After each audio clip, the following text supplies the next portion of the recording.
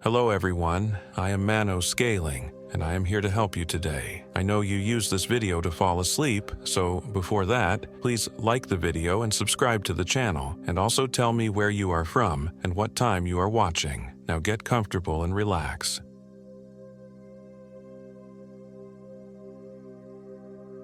My name is Michael Williams, and I am 28 years old. This happened in the remote wilderness of the Red River Gorge in Kentucky's Daniel Boone National Forest, where the ancient sandstone cliffs cast shadows that seemed to swallow light itself. The four of us had been planning this camping trip for months. Jennifer Davis, my college roommate's sister, had just gotten out of a messy divorce and needed to get away from civilization for a while. Robert Johnson, my coworker from the accounting firm, was dealing with his own demons after his father's sudden death. Sarah Rodriguez, Jennifer's best friend since high school, came along because she worried about leaving Jen alone in her current state. And me? I suppose I was running from the suffocating predictability of my cubicle existence, desperate for something real and raw. We'd chosen the most isolated section of the Red River Gorge we could find on the maps, an area called Devil's Hollow, accessible only by a winding dirt road that seemed to disappear into the forest itself. The name should have been our first warning, but we were city dwellers drunk on the romance of wilderness adventure. We had no idea that some places earned their names through blood and terror. The drive took us deeper into Kentucky's wilderness than any of us had ever been. Cell towers became sparse, then non-existent. The GPS signal flickered and died somewhere around the town of Slade, leaving us dependent on an old paper map Robert had picked up at a gas station. The road narrowed to barely more than a trail, branches scraping against Jennifer's Honda CR-V like skeletal fingers trying to pull us back. "Are you sure this is right?" Sarah asked from the passenger seat, her voice tight with nervousness. She'd been checking her phone obsessively for the past hour, watching the signal bars dwindle to nothing. "The map says Devil's Hollow is just another few miles," Robert said from behind me, studying the creased paper with the intensity of a scholar examining ancient text. "There should be a primitive camping area near Widow's Creek." Jennifer, who'd been unusually quiet during the drive, suddenly spoke up. "My ex-husband used to say that some places don't want to be found." Her voice carried a hollow quality that made my skin prickle. "He said the land itself can be hungry." We all fell silent after that. The forest pressed closer around us, the canopy so thick that although it was only 4 in the afternoon, the light had taken on the murky quality of twilight. Ancient oaks and maples twisted together overhead, their branches forming a ceiling that seemed to pulse with its own dark life. When we finally reached the camping area, it was nothing like the pictures on the website. Instead of the maintained primitive campground we'd expected, we found a small clearing surrounded by towering trees that seemed to lean inward like curious giants. A weather-beaten sign reading "Devil's Hollow, Camp at Own Risk" hung at an angle from a rotting post. Someone had carved additional words below the official text, but time and weather had made them illegible. "This place gives me the creeps," Sarah whispered as we unloaded our gear. The silence of the forest was oppressive. No bird songs, no insect buzz, just the whisper of wind through leaves that sounded uncomfortably like distant voices. Robert laughed, but it came out forced and brittle. "Come on, it's just woods. We're not characters in some horror movie." But I noticed he kept glancing over his shoulder as he spoke, as if expecting something to emerge from the tree line. We set up our tents in a rough circle around where we planned to build our fire pit. The work went quickly. We were all experienced campers despite our urban day jobs, but as the afternoon wore on, I began to notice small things that set my nerves on edge. The trees around our campsite all seemed to bear old scars, long gouges in their bark that looked like claw marks from some massive animal. When I mentioned this to Robert, he examined them closely and shook his head. "Probably just bear marking territory," he said, but his voice lacked conviction. More disturbing was the complete absence of wildlife. In all my camping experiences, I'd never been in a forest so utterly devoid of animal sounds. No squirrels chittering in the branches, No birds calling to their mates, not even the buzz of mosquitoes. It was as if every living creature had fled this place, leaving only the trees to bear witness to whatever haunted Devil's Hollow. As evening approached, we gathered deadwood for our fire. The branches we collected felt strangely cold to the touch, even those lying in patches of sunlight. When Robert tried to light the kindling, the flames kept guttering out despite the still air.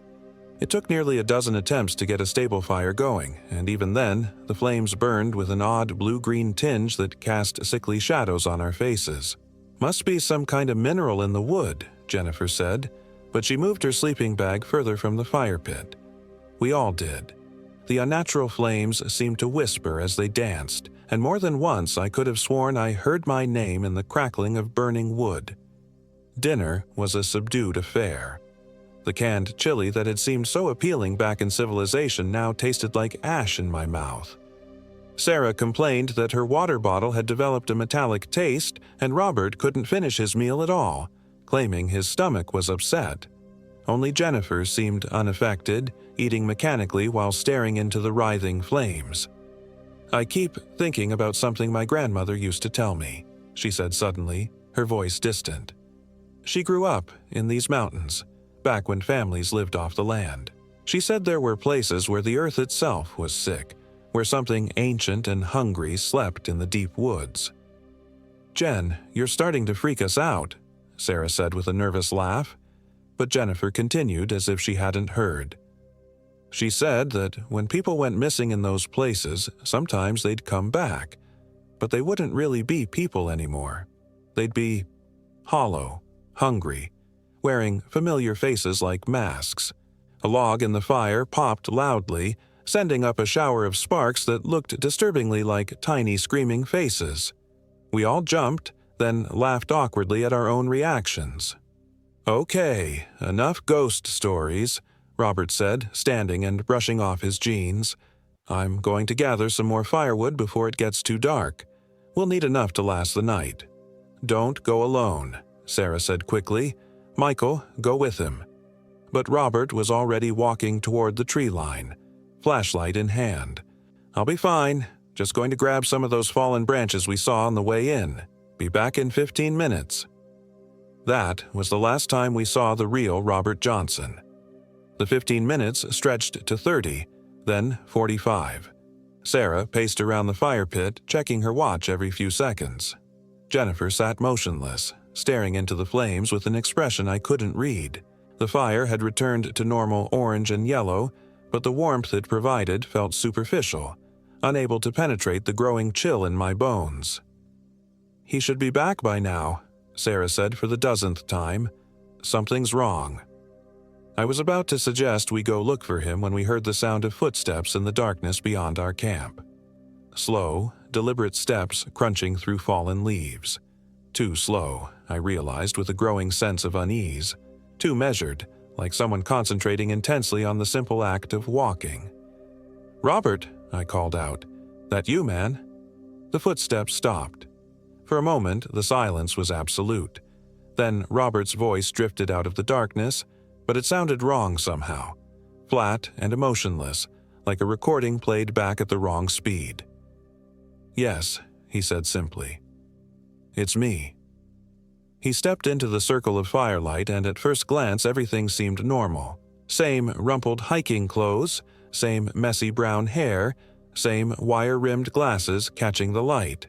But as my eyes adjusted, I began to notice the details that made my stomach clench with primitive terror. Robert's skin had taken on a waxy, translucent quality, as if he were a poorly made mannequin. His eyes, which had always been a warm brown, now appeared completely black in the firelight, not dark brown, but utterly void of color or reflection. When he smiled at our worried questions, his lips pulled back too far, revealing teeth that seemed somehow too sharp, too numerous. "Where have you been?" Sarah demanded. "We were worried sick."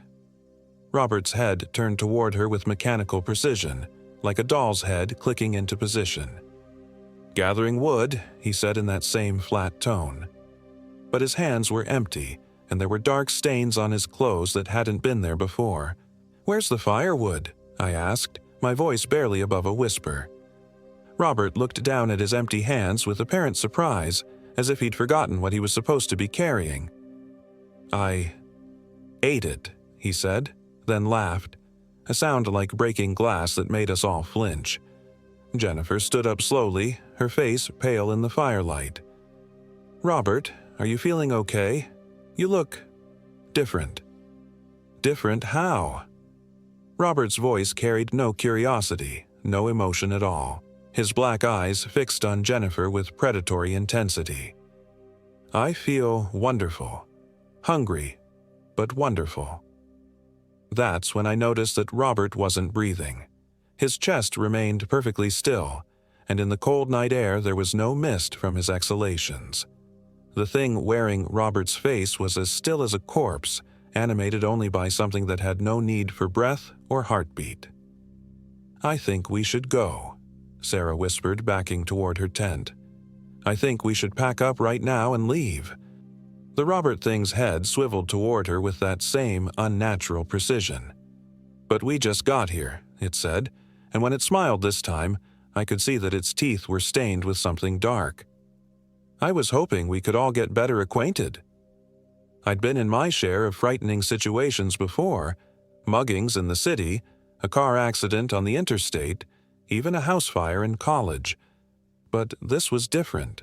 This was terror on a level that bypassed rational thought and spoke directly to the primitive hindbrain that recognized predators and death.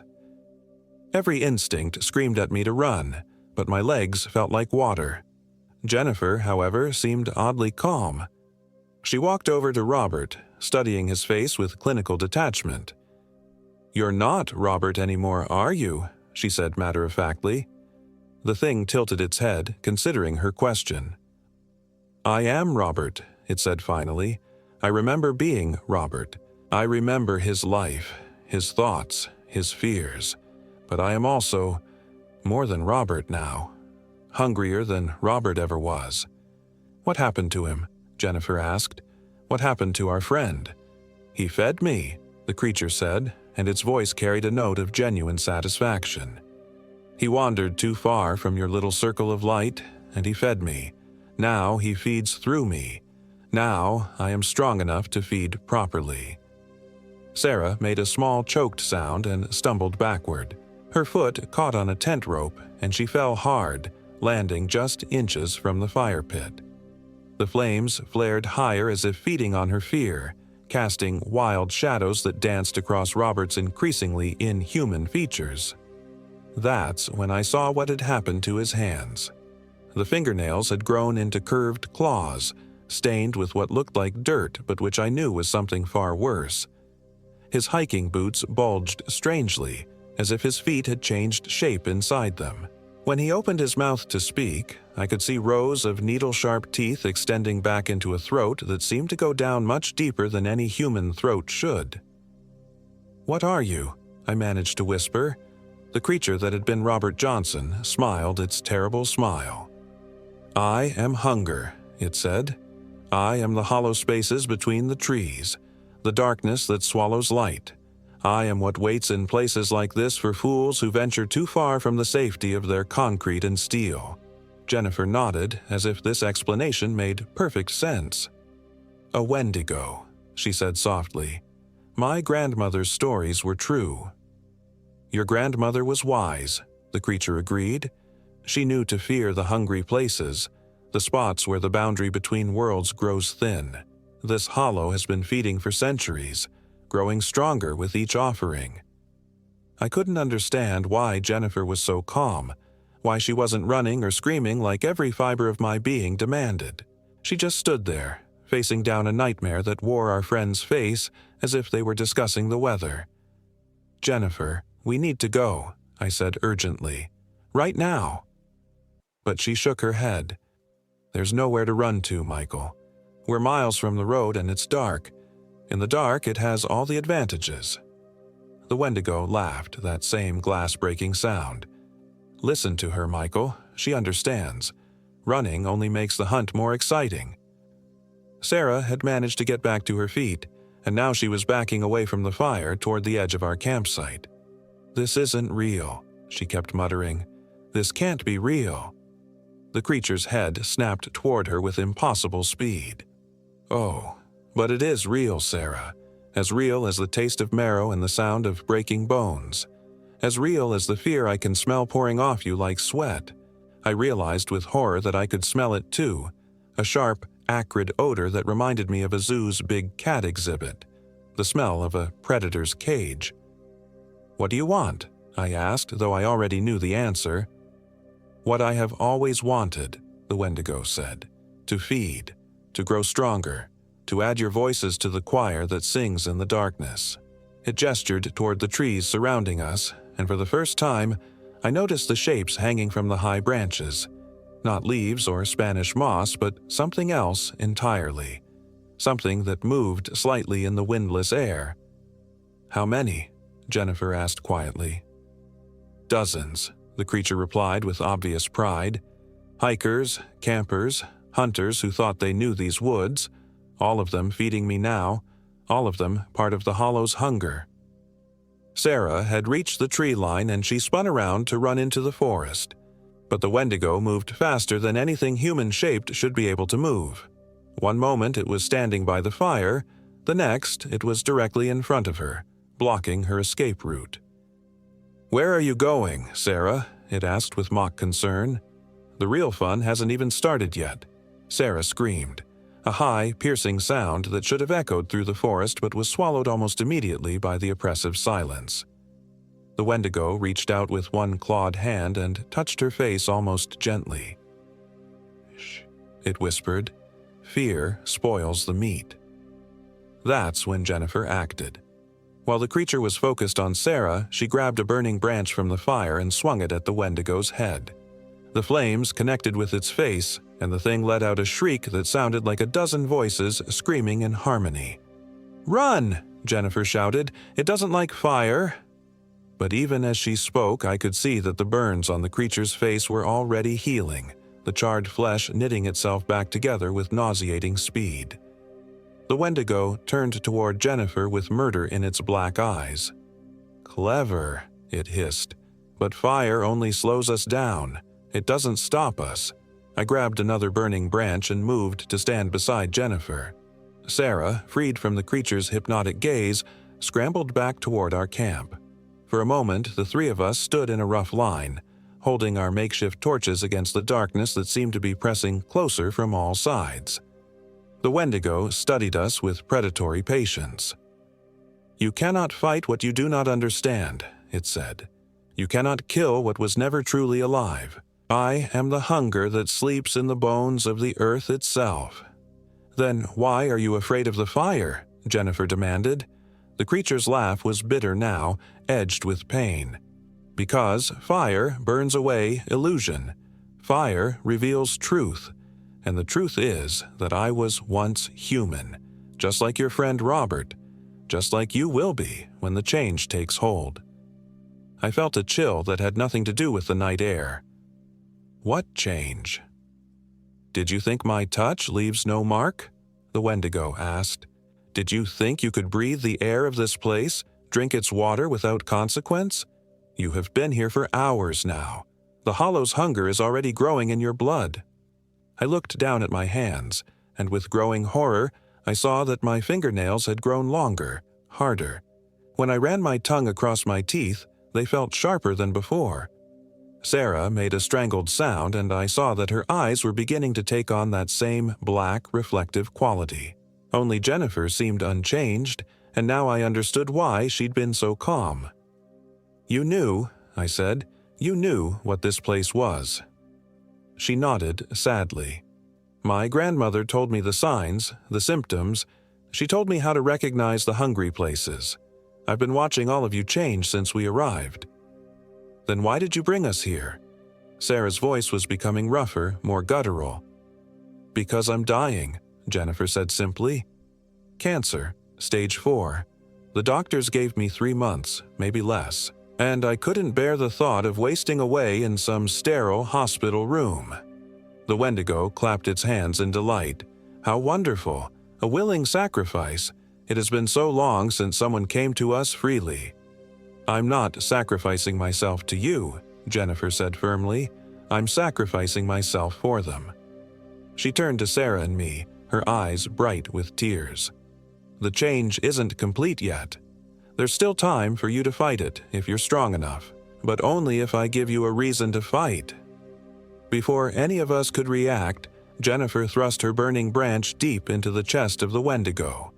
The creature screamed and staggered backward, but Jennifer followed, driving the flame deeper. The smell of burning flesh filled the air, along with something else, something sweet and rotten that made my stomach heave. "The heart!" Jennifer shouted as she wrestled with the burning creature. "You have to destroy its heart." I understood. The Wendigo might be supernatural, but it was wearing Robert's body, and Robert's body still had vulnerabilities. Sarah and I rushed forward with our own torches, but the creature was fighting back now, its claws raking deep gouges in Jennifer's arms and chest. The battle was brief but savage. The Wendigo was incredibly strong, but the fire was its weakness, and there were 3 of us. We pressed our attack, driving the flames into its body again and again, until finally it collapsed to the ground, convulsing as the fire consumed it from within. But Jennifer had paid a terrible price. The Wendigo's claws had opened her throat, and blood was pulsing out with each heartbeat. She looked up at us with eyes that were already growing distant. "The car keys," she whispered, "in my pocket." Sarah was crying openly now, cradling Jennifer's head in her lap. I could see that the black tinge was fading from her eyes as the Wendigo died, but the grief was replacing the supernatural terror with something just as devastating. "We need to get out of here," I said, though the words felt like ash in my mouth, "before more of them come." We left Jennifer there beside the burning remains of the creature that had killed her. It felt wrong, abandoning her body in that cursed place, but we had no choice. The fire was spreading to the dry undergrowth, and in the distance I could hear sounds that might have been wind but which sounded uncomfortably like voices calling our names. The drive out of Devil's Hollow was a nightmare of wrong turns and dead ends. The dirt road seemed to shift and change in our headlights, leading us in circles through increasingly alien landscape. It wasn't until the sun began to rise that we finally found our way back to the main highway. We never reported what happened. How could we? Who would believe a story about Wendigos and ancient hunger in the Kentucky wilderness? Instead, we told the authorities that Jennifer had fallen from a cliff while hiking alone, and that we'd been unable to recover her body. They accepted our story with the weary resignation of people who'd heard similar tales too many times. But the real horror didn't end with our escape from Devil's Hollow. The changes the Wendigo had spoken of were still working in our blood, just dormant now without the creature's influence to feed them. I can feel them sometimes, especially at night when I'm alone. A gnawing hunger that no amount of food can satisfy. A restlessness that drives me to walk the streets until dawn, looking for something I can't name. Sarah feels it too. We've talked about it, carefully, obliquely, never saying exactly what we mean. She's started volunteering at a homeless shelter, throwing herself into helping others with an intensity that borders on desperation. I think she's trying to feed the hunger with kindness instead of flesh. So far, it's working. As for me, I've been researching, reading everything I can find about Wendigos, about places like Devil's Hollow, about the old stories that our ancestors told to warn their children about the dark spaces between the trees. I've learned that Jennifer's grandmother was part of a long tradition of knowledge, passed down through generations of mountain folk who understood that some hungers never truly die. The official records show that Devil's Hollow was closed to camping indefinitely after a series of wildlife incidents. But I know the truth. The fire we started didn't destroy the place, only wounded it. The hunger that sleeps in those woods is patient, and it's waiting for new visitors to wander too far from the light. Sometimes, on nights when the moon is dark and the wind carries strange scents, I dream about Robert. Not the creature that wore his face, but the real Robert, trapped somewhere in the hollow's embrace watching through black eyes as his body committed horrors he could never have imagined. In these dreams, he's still conscious, still aware, screaming silently as the Wendigo puppets his flesh. I wake from these dreams with the taste of raw meat in my mouth and dirt under my fingernails that I don't remember digging. The hunger grows stronger each time, and I know that eventually, Sarah and I will have to make a choice. We can surrender to the change, embrace the thing we're becoming, and return to feed the hollow's appetite. Or we can find another way to quiet the gnawing need that grows in our bellies like a cancer. Jennifer showed us a third option, there at the end, a sacrifice that saved us without feeding the darkness. But I don't know if I have her courage, her willingness to trade my life for someone else's salvation. All I know is that Devil's Hollow is still out there, still hungry, still waiting, and somewhere in the deepest part of my soul, a voice that sounds like Robert whispers that it would be so easy to drive back into those woods, to let the change complete itself, to stop fighting the hunger that grows stronger with each passing day. The maps still show Devil's Hollow, though they mark it as closed. But maps lie, especially in places where the boundary between worlds grows thin. The hollow will open again when it needs to feed, and when it does, someone will find the road that leads into the trees. Someone will ignore the warnings, dismiss the old stories, and venture into the darkness with nothing but artificial light to protect them. I've considered going back, not to feed but to warn others away, to stand guard at the entrance to that cursed place and turn people back before they can make the same mistake we did. But I know that would be suicide. The hunger in my blood calls to the hunger in those woods, and if I got too close, I might not be able to resist the call. So instead, I tell this story. I write it down and hope that someone, somewhere, will read it and understand. That when they see the signs, the roads that appear on no official maps, the places where wildlife goes silent, the woods that seem to lean in too close, they'll remember Jennifer's sacrifice and turn back. Because some hungers are older than humanity, and they're always ready to welcome new flesh into their embrace. The Wendigo may be gone, but the hollow remains, patient and eternal, waiting for the next group of fools to venture too far from the light. And sometimes, on the darkest nights, I can still hear it calling my name.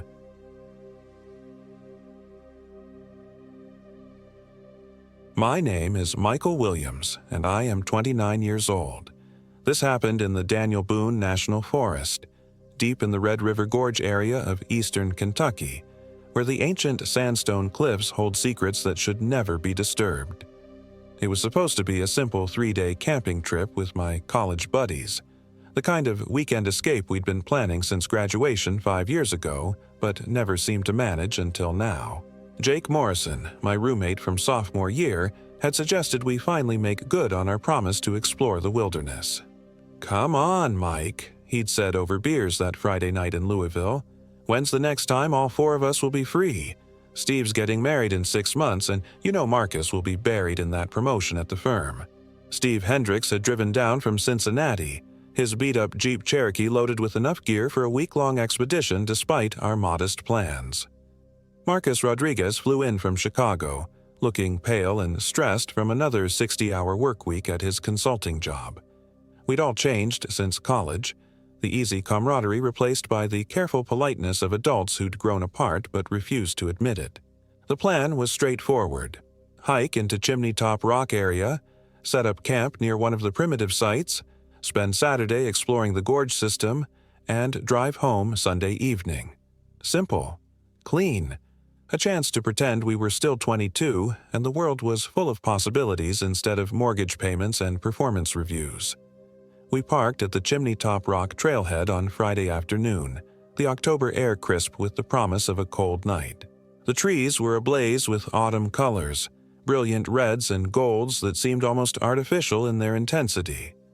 Steve shouldered his massive pack with a grunt, already sweating despite the cool temperature. "Jesus, Steve, what'd you pack in there?" Marcus asked, adjusting his own lightweight day pack. Even on vacation, Marcus looked like he'd stepped out of a business magazine. Expensive hiking boots that had never seen dirt, synthetic fabrics that wicked moisture and promised to keep him comfortable in any weather. "Just the essentials," Steve replied. but his grin suggested otherwise. Steve had always been the one to overpack, to bring 3 solutions for every problem that might arise. In college, his dorm room had looked like a survival shop, complete with first aid kit, multi-tool, and enough granola bars to feed a small army. Jake led the way, consulting his GPS unit and paper topographic map with the practiced ease of someone who actually knew what he was doing. Of the 4 of us, Jake was the only one who'd kept up with outdoor activities after graduation. He worked as a park ranger in Tennessee now, all lean muscle and easy confidence in the wilderness. The rest of us were weekend warriors at best. The trail wound through dense hardwood forest, the canopy so thick that even in late afternoon, the light had a greenish underwater quality. Our footsteps were muffled by layers of fallen leaves, creating an oddly intimate atmosphere where our breathing and the occasional snap of a twig seemed unnaturally loud. "Remember that camping trip junior year?" Steve asked as we climbed a particularly steep section. "When you forgot to pack your sleeping bag and had to share with Marcus?" "I didn't forget," I protested, the memory making me smile despite my growing fatigue. "You told me you had an extra." "I lied," Steve admitted cheerfully. "Wanted to see if you'd actually go through with the trip." "And you were fine sharing," Marcus added, "until you found out I talk in my sleep." "Talk?" Jake called back from ahead. "You conducted entire business presentations. I thought you were having a breakdown." We all laughed, the sound echoing off the trees in a way that felt both comforting and slightly wrong. There was something about the acoustics in this part of the forest. Sounds carried differently, lingered longer than they should have. The laughter died as we rounded a bend and saw our destination. Chimney Top Rock jutted from the forest like a broken tooth, its sandstone face scarred and weathered. But it wasn't the rock formation that made us pause. It was the silence. The forest had gone completely quiet. No bird calls, no rustle of small animals in the underbrush, no wind in the trees. Just our own breathing and the faint sound of our gear creaking. "Weird," Jake murmured, checking his GPS. "We should be hearing Gladdy Creek from here." We stood there for a long moment, 4 grown men suddenly feeling very small in the vast wilderness. Then a blue jay called from somewhere ahead, breaking the spell, and we heard the distant gurgle of water over stone. "Probably just a dead zone for wildlife," Marcus said, but his voice carried a forced lightness. "Happens all the time in nature." We hiked the final quarter mile to our intended campsite, a relatively flat area about 50 yards from the creek. Jake had scouted the location online, and it looked perfect. Close enough to water for convenience, far enough to avoid flooding, with established fire rings from previous campers. What we found instead was wrong in a way that was hard to define. The fire rings were there, but they formed an almost perfect circle, 7 of them, each exactly the same distance from the center of the clearing. Someone had arranged stones around each ring in intricate patterns, spirals and geometric shapes that hurt to look at for too long. In the center of the 7 fire rings, a larger circle of white stones had been carefully placed, and within that circle, the ground was completely bare. Not just free of grass and leaves, but scraped down to raw earth that looked scorched despite the lack of any recent fire. "What the hell is this?"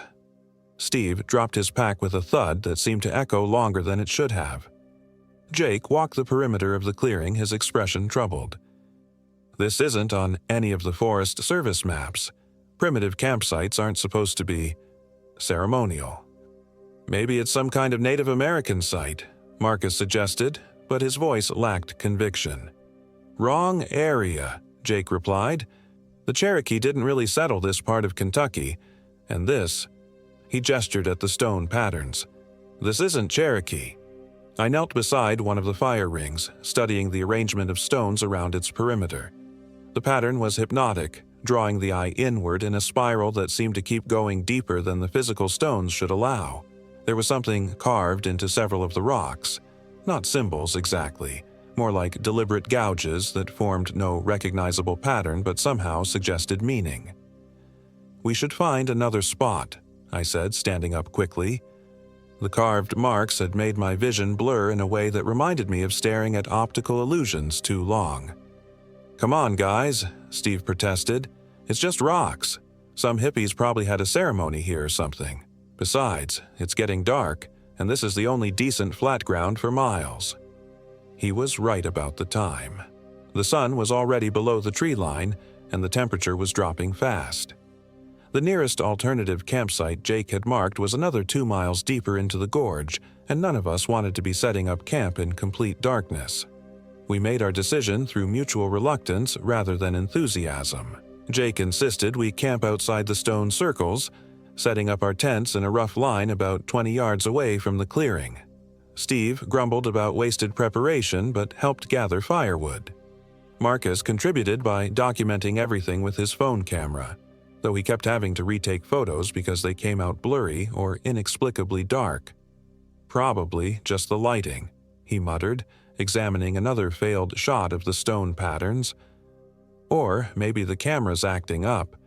He called, by the time we had our tents set up and a proper fire going in one of the existing rings, full darkness had settled over the forest. The fire cast dancing shadows that made the other stone circles look like hungry mouths, and more than once I caught myself staring at them, expecting to see movement in their dark centers. Steve had indeed overpacked, producing a bottle of bourbon and a feast of camping food that put our simple provisions to shame.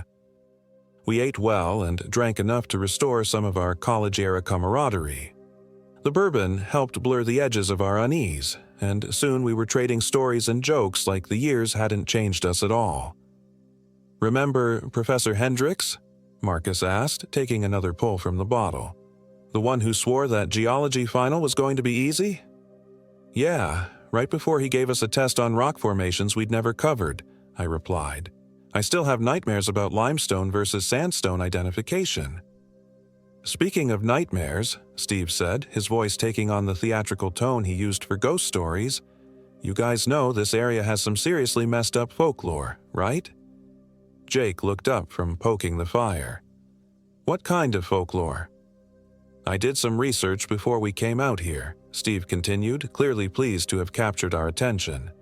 "This whole region has stories going back centuries. Native American legends about creatures that hunt in the deep woods, settlers who went missing and came back. Different." "Different how?" I asked, despite myself. "Wrong. Like something else was wearing their skin. There are stories about entire families who just vanished from their homesteads, leaving behind all their possessions but no trace of where they went. And the ones who did come back..." Steve's voice dropped to a whisper. "Their own families didn't recognize them. Said they moved wrong, talked wrong, like they'd forgotten how to be human." "That's just frontier paranoia," Marcus said dismissively. "Isolated communities, harsh living conditions, probably mental illness and accidents they couldn't explain." "Maybe," Steve agreed, "but the stories didn't stop with the settlers. Rangers and hikers have been reporting weird shit in these woods for decades. People going missing for days and coming back with no memory of where they'd been. Campers finding their camps destroyed while they slept, but not by animals. Wrong sounds coming from the forest at night." "What kind of wrong sounds?" I asked. Steve grinned in the firelight. "Human voices, but speaking backwards. Laughter that comes from underneath the ground. And sometimes..." He paused for dramatic effect.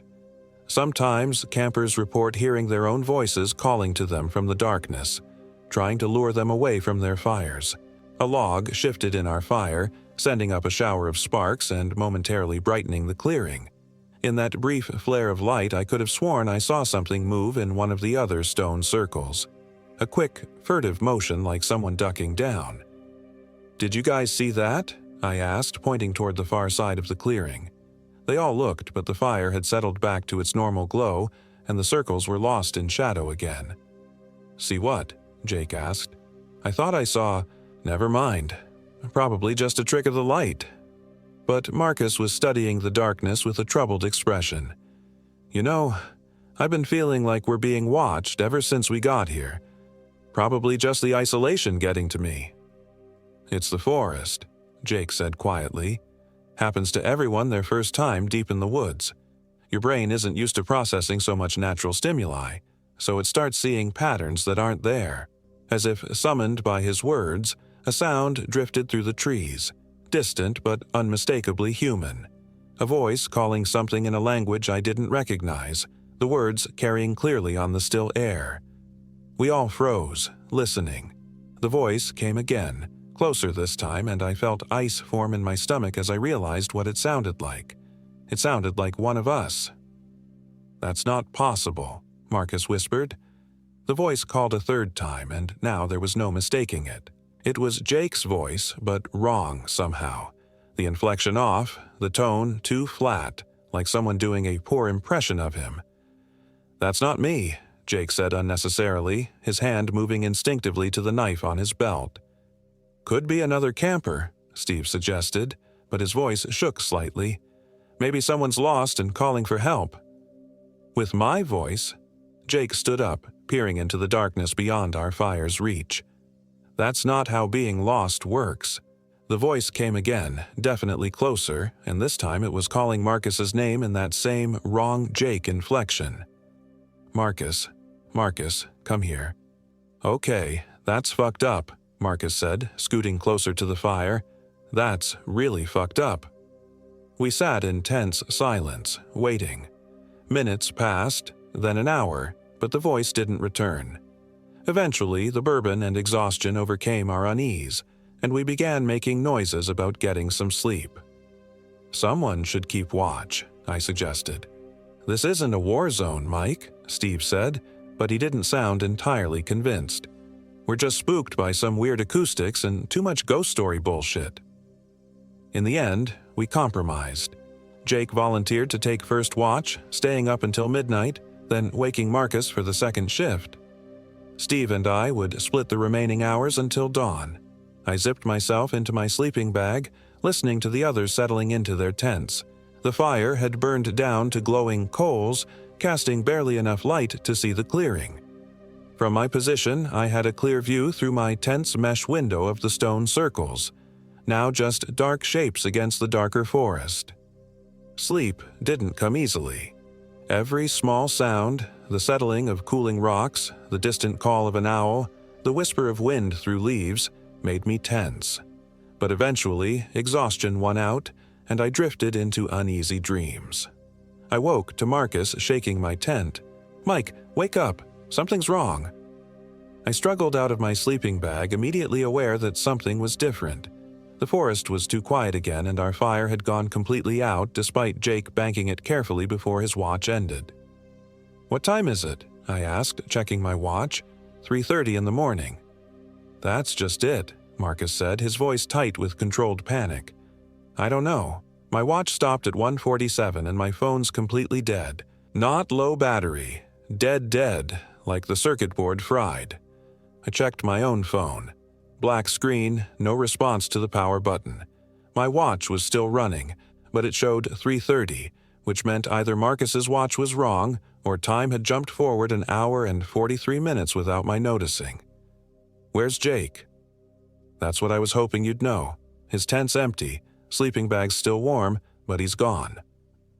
We woke Steve, who confirmed that his electronics were also dead. His watch had stopped at 2:15, but he couldn't remember what time it had been when Jake woke him for his shift. "Maybe he just went to take a piss," Steve suggested, but his eyes kept darting to the stone circles. "For over an hour, without telling anyone?" Marcus was trying to keep his voice steady, but fear was bleeding through. "And why are all our electronics dead?" We searched the immediate area with flashlights, calling Jake's name in harsh whispers that seemed to get swallowed by the darkness. No response, no sign of struggle, no indication of which direction he might have gone. It was Steve who noticed the footprints. "Guys, look at this." He was crouched beside the largest stone circle, the one in the center of the clearing. His flashlight beam illuminated a set of boot prints in the soft earth, Jake's distinctive Merrill hiking boots, unmistakable. The prints led directly into the circle of white stones. "This is where it gets weird," Steve continued, his voice barely above a whisper. "Look at the prints inside the circle." I knelt beside him, following his flashlight beam. The prints continued for about 6 feet into the circle, clear and deep in the soft earth. Then they just stopped. Not faded, not obscured, but stopped as if Jake had simply vanished mid-step. "That's impossible," Marcus said. "People don't just disappear." "The prints are fresh," I pointed out, touching the edge of one with my finger. The earth was still soft, still held the perfect impression of Jake's boot tread.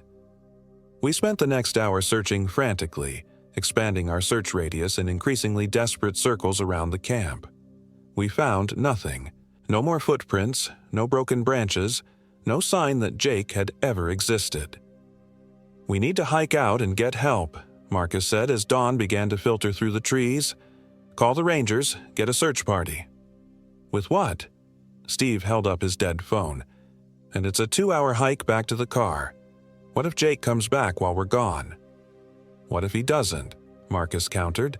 "What if whatever happened to him happens to us?" In the end, we decided that Steve and Marcus would hike out to get help while I stayed behind in case Jake returned. It wasn't a decision any of us felt good about, but splitting up seemed less risky than all of us leaving. I watched them disappear down the trail, fighting the urge to call them back. The forest felt different in daylight, less overtly threatening but somehow more watchful. I rebuilt the fire and settled in to wait, telling myself that Jake would probably come stumbling back with a sheepish grin and a story about getting lost while answering nature's call. Hours passed. The sun climbed higher, and the forest came alive with normal sounds. Birds calling, squirrels rustling through the leaves, the distant drone of insects. I began to relax slightly, even managing to eat some of the food Steve had left behind. It was just after noon when I heard footsteps approaching from the direction Steve and Marcus had gone. "About time," I called out, relieved that they'd returned so quickly.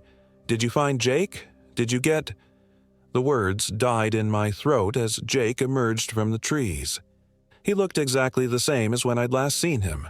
Same clothes, same gear, same easy stride, but something was wrong. Fundamentally, horribly wrong. "Hey, Mike," he said, his voice carrying the same inflection and tone I'd heard thousands of times before. "Sorry I worried you. Got turned around in the dark." "Jake?" I stood up slowly, every instinct screaming danger despite the familiar figure before me. "Where have you been?"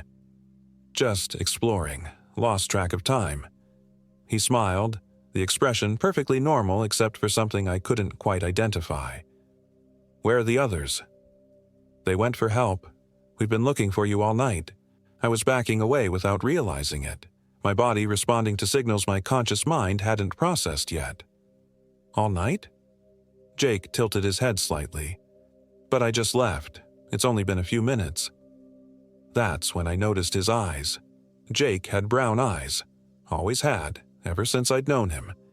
But the person standing before me had pale blue eyes, the color of winter ice. "You're not Jake," I whispered. The thing wearing Jake's face smiled wider, and I saw that its teeth were wrong too. Too sharp, too many of them. "Of course I'm Jake," it said in Jake's voice. "Who else would I be?" I ran. I crashed through the underbrush like a panicked animal, branches tearing at my clothes and face. Behind me, I could hear the thing following. Not running, just walking at the same steady pace, but somehow keeping up effortlessly. "Mike," it called in Jake's voice, "where are you going? Come back to camp." I didn't stop to answer. I had no plan beyond getting as far away as possible from whatever was wearing my friend's face. The forest blurred past me, and I realized I was heading deeper into the gorge rather than toward the trail, but I didn't dare stop to correct my course. The pursuing footsteps stopped suddenly, and I risked a glance back. Nothing.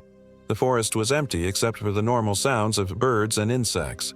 I kept running until my lungs felt like they were on fire, then collapsed behind a massive oak tree, gasping for breath and trying to think. My phone was still dead. My GPS unit had been in my tent back at camp, and I was now thoroughly lost in thousands of acres of wilderness. But I was alive, and whatever that thing was, it wasn't Jake. I spent the rest of the afternoon trying to find my way back to the main trail, using the sun and my increasingly unreliable memory of the topographic maps Jake had studied. The forest seemed to actively resist my efforts.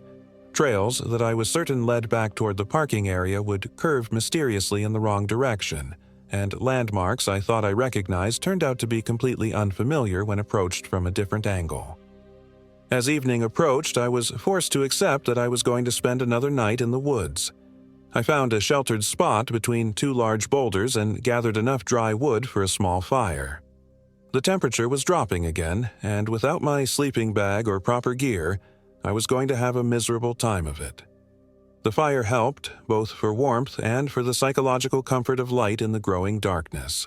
I tried to stay alert, listening for any sound that might indicate the presence of the thing that had taken Jake's form, but exhaustion and shock were taking their toll. I must have dozed off because I woke to the sound of voices. Steve and Marcus were calling my name, their voices echoing through the forest. Relief flooded through me as I realized they'd come back with help. "Here!" I shouted, adding more wood to my fire to make it more visible. "I'm here!" The voices grew closer, and soon I could see flashlight beams moving through the trees. But as they approached, something made me pause. The voices weren't quite right.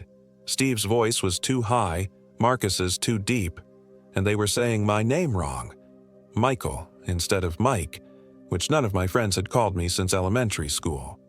I let my fire burn down to barely glowing coals and crouched behind the larger boulder, peering through a gap between the rocks.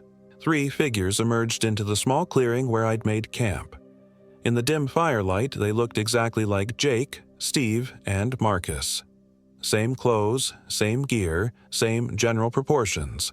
But their movements were wrong, too synchronized, like dancers following choreography rather than friends searching for a missing companion. "Michael," the Steve thing called, its voice carrying that same wrong inflection I'd heard from Jake earlier. "Where are you, Michael?" "We're here to help," added the Marcus thing. The Jake thing said nothing, but I could see it studying the ground around my fire, following my footprints with predatory intensity. I held my breath and stayed perfectly still as they searched the area. After what felt like hours, but was probably only minutes, they moved on, their synchronized footsteps fading into the distance. I waited until I couldn't hear them anymore, then waited another hour for good measure. When I finally emerged from my hiding spot, I made a decision that probably saved my life.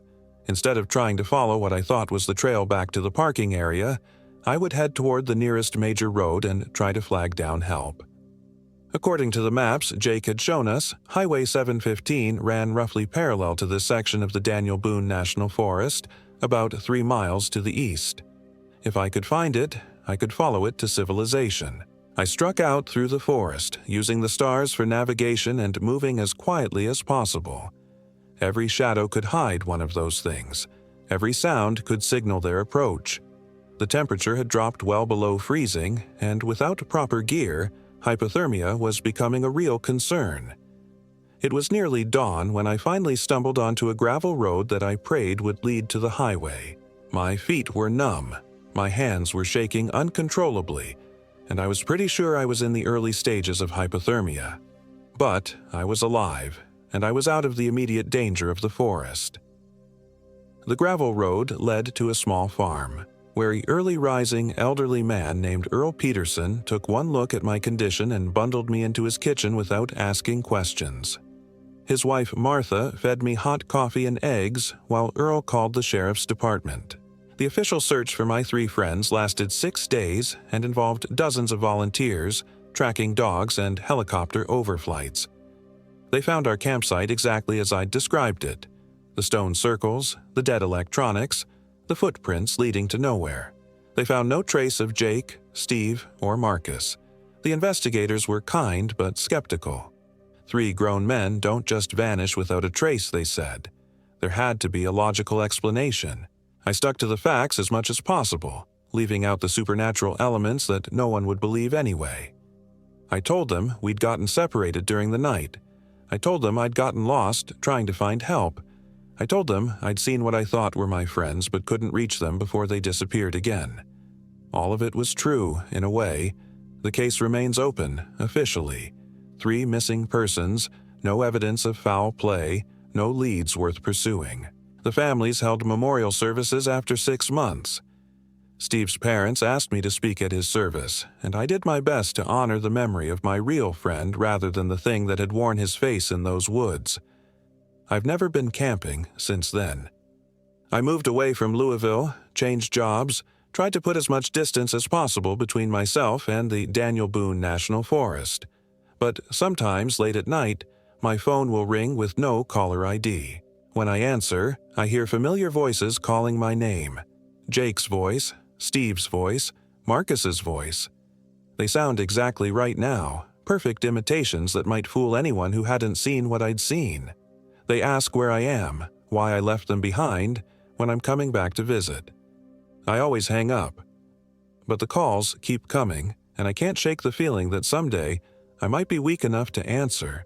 Someday I might be lonely enough to believe that the voices belong to my real friends, that they somehow survived and found their way back. The forest is patient, and it remembers. And sometimes, in my weakest moments, I find myself missing them so much that I almost don't care if the voices are real or not. Almost. The only thing that stops me from going back is the memory of those pale blue eyes staring out of Jake's face, and the knowledge that whatever took my friends is still out there, still wearing their skin, still calling my name in their voices, still waiting for me to come home.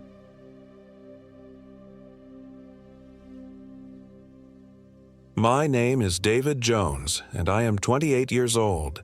This happened in the Daniel Boone National Forest near Chimney Top Rock in Kentucky during the 3rd week of October 2024.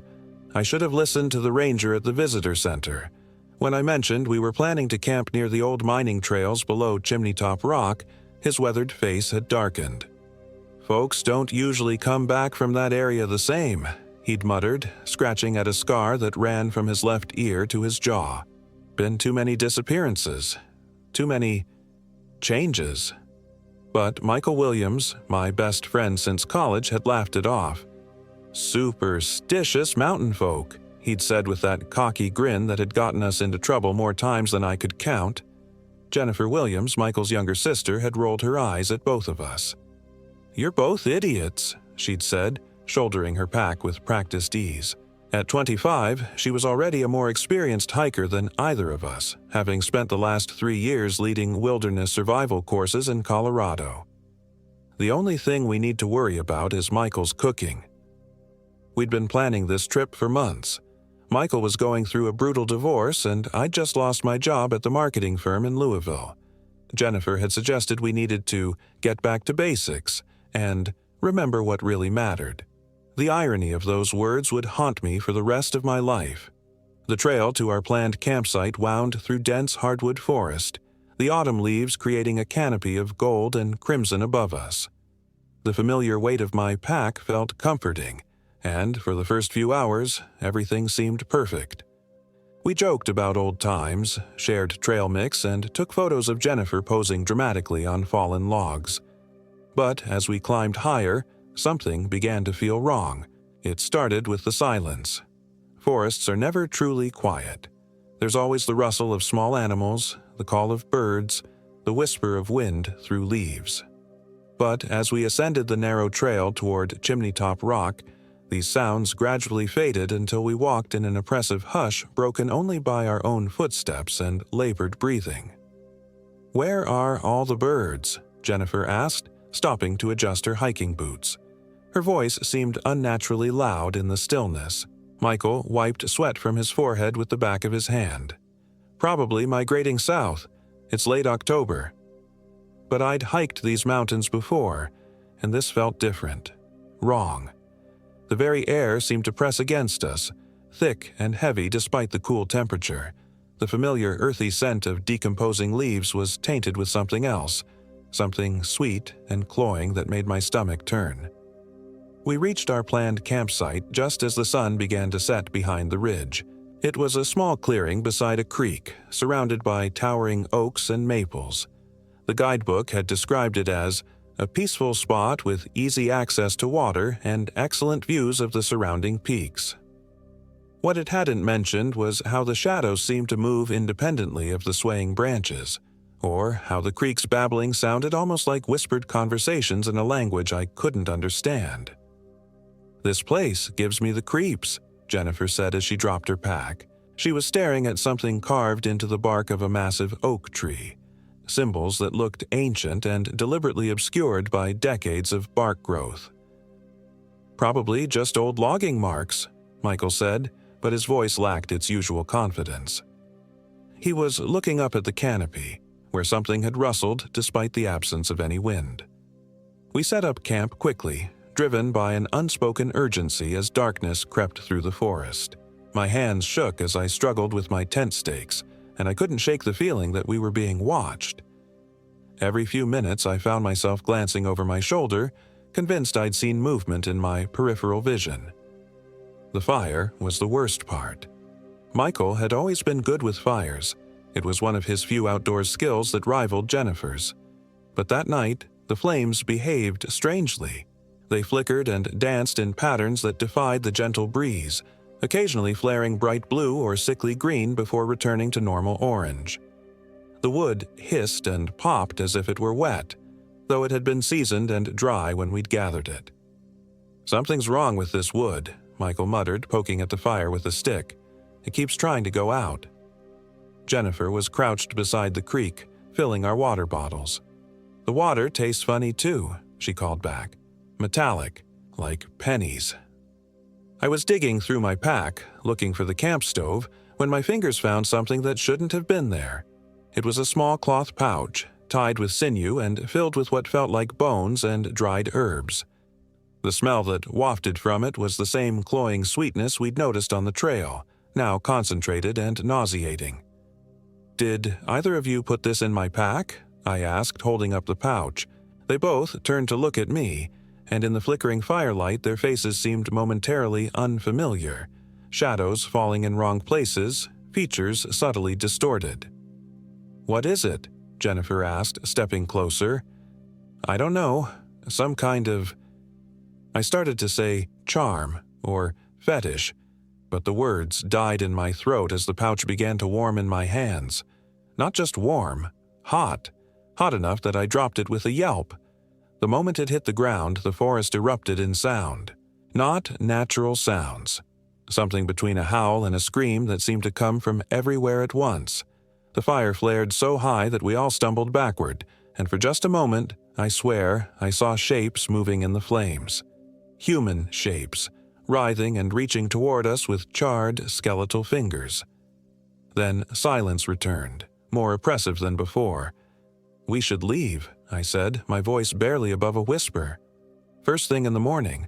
This place is... cursed." Michael's laugh was forced and brittle. "Come on, David. There's got to be a logical explanation. Maybe it's some kind of geological phenomenon. Underground gases or something?" But Jennifer was staring at the spot where I'd dropped the pouch. It was gone, leaving only a circle of blackened earth that smoldered despite the lack of any visible fire. We barely slept that night. I lay in my sleeping bag, listening to sounds that made no sense. Footsteps circling our camp, whispers that seemed to come from inside my own tent, and twice the distinct sound of someone crying, though when I called out, my companions were silent in their own tents. Morning brought no relief. We woke to find our food supplies had spoiled overnight, despite being sealed in bear-proof containers. The bread was green with mold, the dried meat had turned black and reeked of decay, and our fresh fruit had shriveled to hard, bitter husks. "This is impossible," Jennifer said, holding up a banana that looked like it had been rotting for weeks. "I bought this yesterday. It was perfectly ripe." Worse still, our maps no longer made sense. The trail we'd followed to reach the campsite simply wasn't marked on any of them. Our GPS units showed our location as being miles from where we actually were, and our phones had lost all signal, their batteries draining despite being fully charged the night before. "We need to get out of here," I insisted. "Something is seriously wrong with this place." Michael was examining the creek where Jennifer had filled our water bottles. The water that had run clear the night before was now dark and stagnant, covered with a film that reflected rainbow colors like an oil slick. "Which direction?" he asked. "If the maps are wrong and the GPS is off, how do we know which way leads back to the trailhead?" It was a good question. The forest around us looked the same in every direction. Dense, dark, and somehow malevolent. The trail we'd followed had vanished, leaving only faint deer paths that seemed to lead deeper into the wilderness. "We follow the creek downstream," Jennifer decided. "Water always flows toward civilization eventually." But as we packed our remaining gear, I noticed something that made my blood run cold. The symbols carved into the oak tree had changed. Where there had been a few simple marks the night before, there were now dozens of intricate designs covering the entire trunk. They seemed to writhe and shift when I wasn't looking directly at them, and staring at them too long made my head ache. "Jen," I called, "look at the tree." She turned and her face went pale. "Those weren't there yesterday." "Yes, they were," Michael said absently, rolling up his sleeping bag. "You pointed them out when we arrived."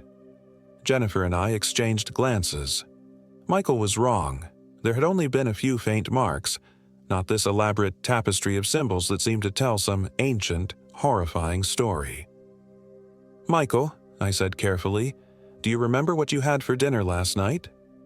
He looked up at me with a confused expression. "Dinner? We didn't have dinner. The fire wouldn't stay lit, remember?" But we had eaten. Trail mix and energy bars, shared around the flickering, color-changing flames while strange sounds echoed through the forest. Michael had made jokes about the fire's odd behavior. How could he not remember?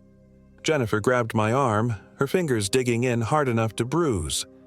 "Something's wrong with him," she whispered. But when I looked at Michael again, he seemed perfectly normal, just tired and frustrated like the rest of us. Had I imagined the confusion in his eyes? Was the stress of this place making me paranoid? We set off downstream, following what remained of the creek. The water grew more stagnant as we walked until it was little more than a series of dark pools connected by trickles of black liquid that smelled like sulfur and decay. The trees pressed closer together, their branches forming a canopy so thick that it felt like walking through a tunnel. It was Jennifer who first noticed the bones. They started as scattered fragments. A rib here, a femur there, half buried in the leaf litter and so old they'd turned gray with age. At first, we assumed they were deer bones, or maybe elk. But as we continued downstream, the bones became more numerous and more obviously human. "Jesus Christ," Michael breathed, kneeling beside a skull that grinned up at us from the base of a massive pine. "How many people have died out here?" The skull showed signs of violence, deep gouges that could only have been made by teeth or claws, and a hole in the back that looked like it had been made by something sharp and cruel. Worse still, it wasn't old. Bits of dried flesh still clung to the bone, and the empty sockets seemed to follow us as we passed. "We need to get out of here," I said again, but my voice sounded weak and distant. The oppressive atmosphere was affecting my ability to think clearly. Everything felt dreamlike and unreal, as if I were moving through thick syrup. "Which way?" Jennifer asked, and I realized we'd stopped walking. I couldn't remember for how long we'd been standing there, staring at the skull. The sun, what little we could see of it through the canopy, seemed to be in the wrong position. That's when we heard the singing.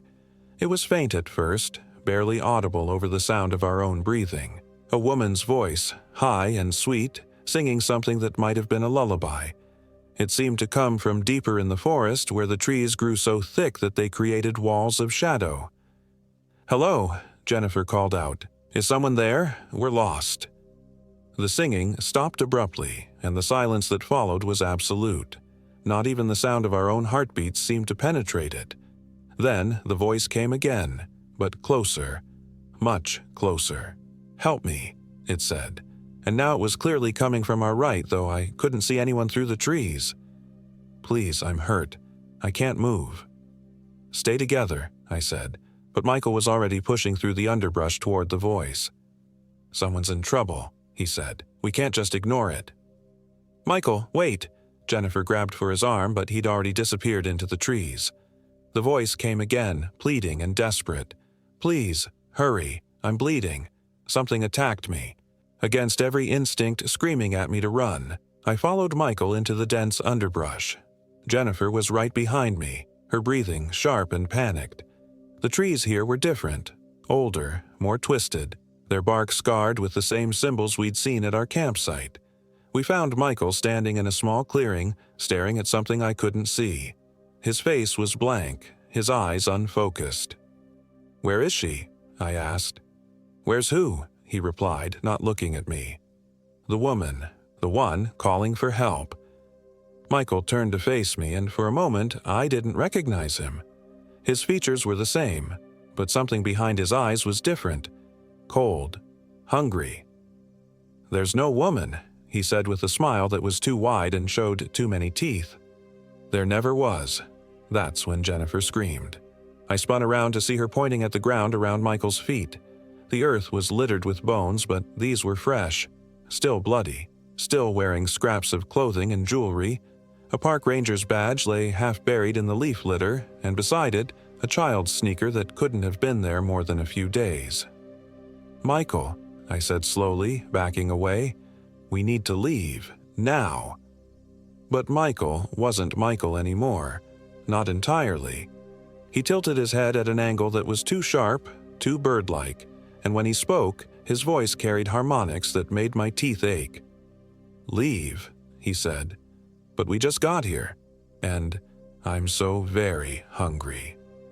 Jennifer grabbed my hand and pulled me backward out of the clearing.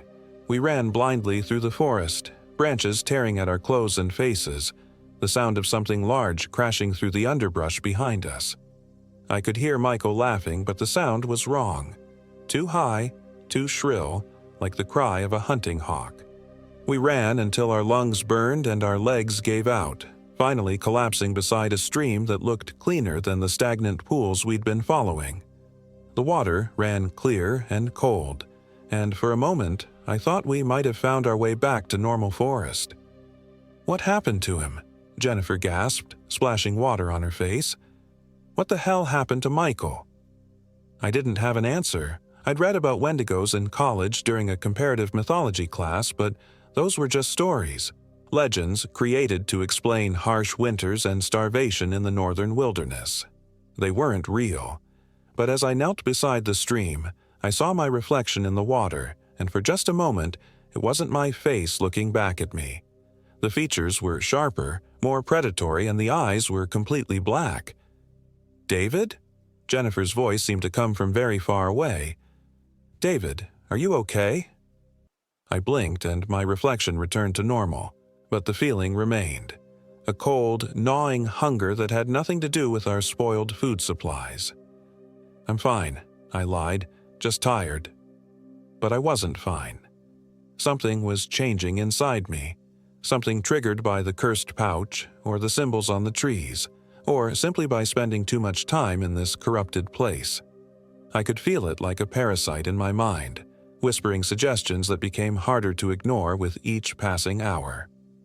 "She looks delicious," the voice said, "so young and tender, so afraid." "We should keep moving," I said, standing up quickly. The hunger was getting stronger, and I didn't trust myself to be near Jennifer much longer. "Moving where?" she asked. "We're completely lost. Our supplies are ruined, and something has happened to my brother." "Your brother is dead," I said, the words coming out harsher than I'd intended. Whatever that thing was, it wasn't Michael anymore. Jennifer started crying then, quiet sobs that she tried to muffle with her hands. The sound made the hunger worse, turned it into something sharp and immediate. I found myself staring at the pale skin of her neck, imagining how easy it would be to...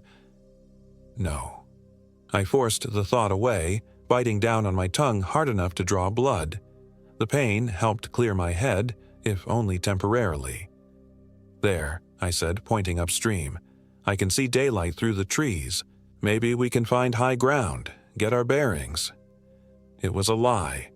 The forest ahead looked just as dark and twisted as everywhere else. But I needed to keep moving, needed to stay focused on getting Jennifer to safety before the thing inside me became too strong to resist. We climbed for what felt like hours, the stream growing smaller and clearer as we gained elevation. Gradually, the oppressive atmosphere began to lift. The trees became more normal. Typical Kentucky hardwoods without the twisted shapes and unnatural scars. Birds began to call in the distance, and the air smelled of autumn leaves instead of decay. "I think we're getting out of it," Jennifer said, hope creeping into her voice. "Whatever that place was, I think we're leaving it behind." But I could still feel the hunger, cold and patient in the back of my mind. Waiting.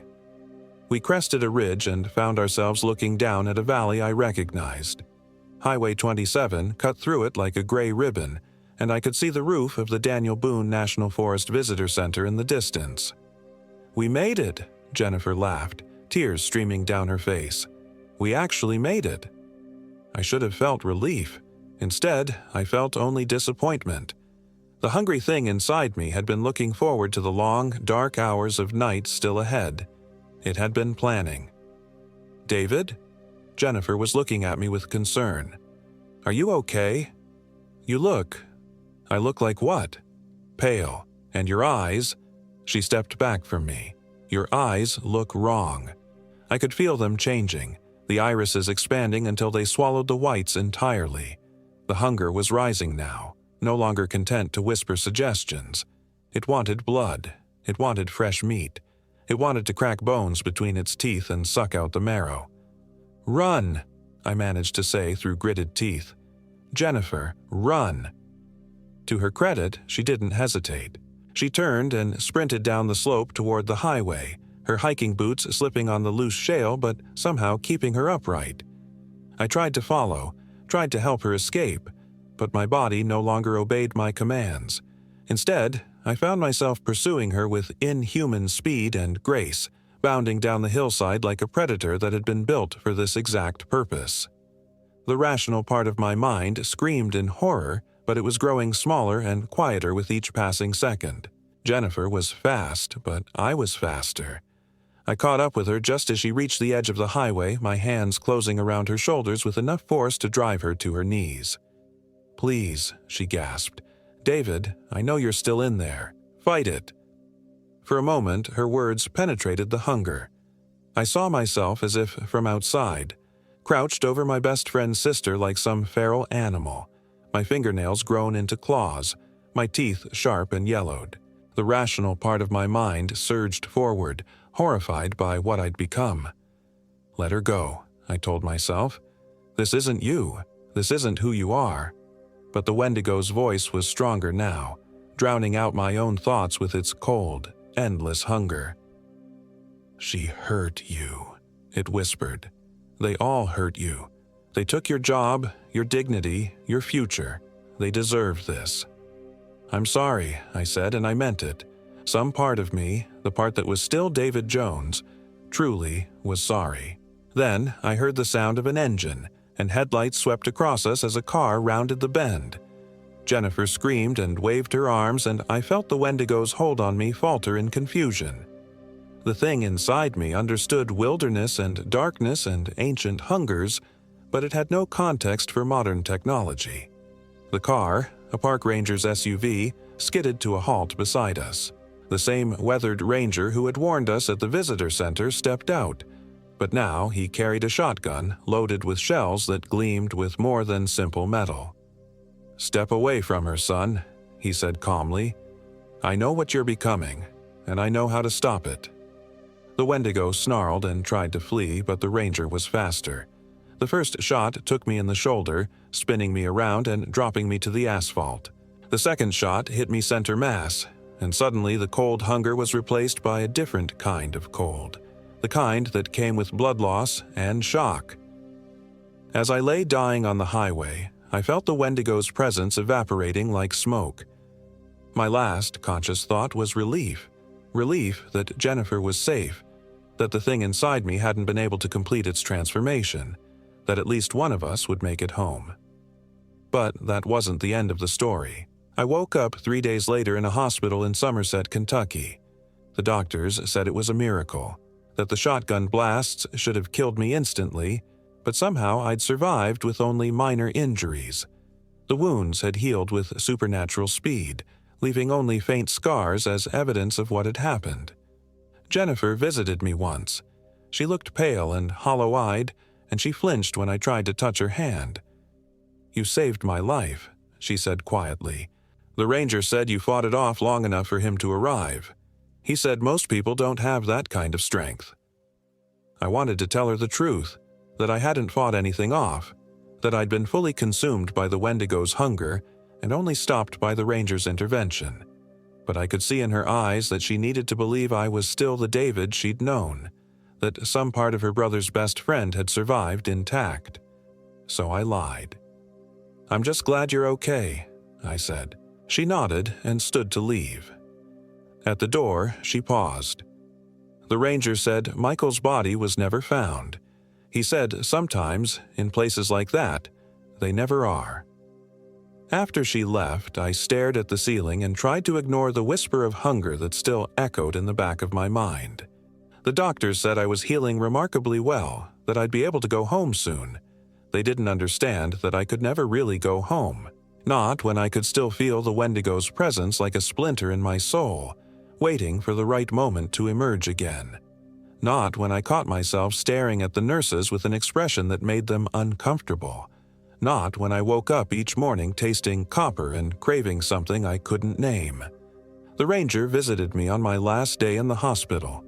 He sat in the plastic chair beside my bed and studied me with eyes that had seen too much. "How long do I have?" I asked. "That depends on you," he said.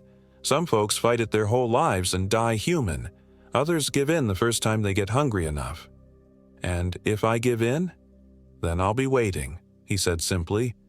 "With a silver shot and a blessing from the Shawnee medicine woman who taught me how to hunt things like you." He left a business card on the nightstand. Just his name and a phone number. No official title or agency. But I understood. He was part of something unofficial, something that dealt with the problems that regular law enforcement couldn't handle. I kept the card. It's been 6 months now since our trip to Daniel Boone National Forest. I've moved to a cabin in the mountains of eastern Kentucky, far from anyone who might get hurt if I lose control. I survive on canned food and bottled water, and I've learned to recognize the signs when the hunger starts to build. The ranger checks on me once a month, always carrying his shotgun, always watching for changes in my behavior. So far, I've managed to stay human, mostly, but the Wendigo is patient. It whispers to me in the dark hours before dawn, reminding me how much better fresh meat tastes than canned beans. It shows me dreams of the hunt, of the exquisite moment when prey realizes it cannot escape. It promises that surrender would be so much easier than this constant vigilance. Some nights, when the hunger is especially strong, I call Jennifer. I never say anything, just listen to her voice on the answering machine, reminding myself why I have to keep fighting. She's moved to California, the ranger told me, started a new life far from Kentucky's cursed forests. I hope she's happy. I hope she's forgotten the hollow look in my eyes as I crouched over her on that dark highway. I hope she never has to learn the truth about what I've become, because the worst part isn't the hunger or the isolation or the constant threat of losing myself to an ancient evil. The worst part is knowing that somewhere in the deep woods near Chimney Top Rock, Michael is still out there, still changed, still hungry, and sometimes on the clearest nights when the wind is just right, I can hear him calling my name.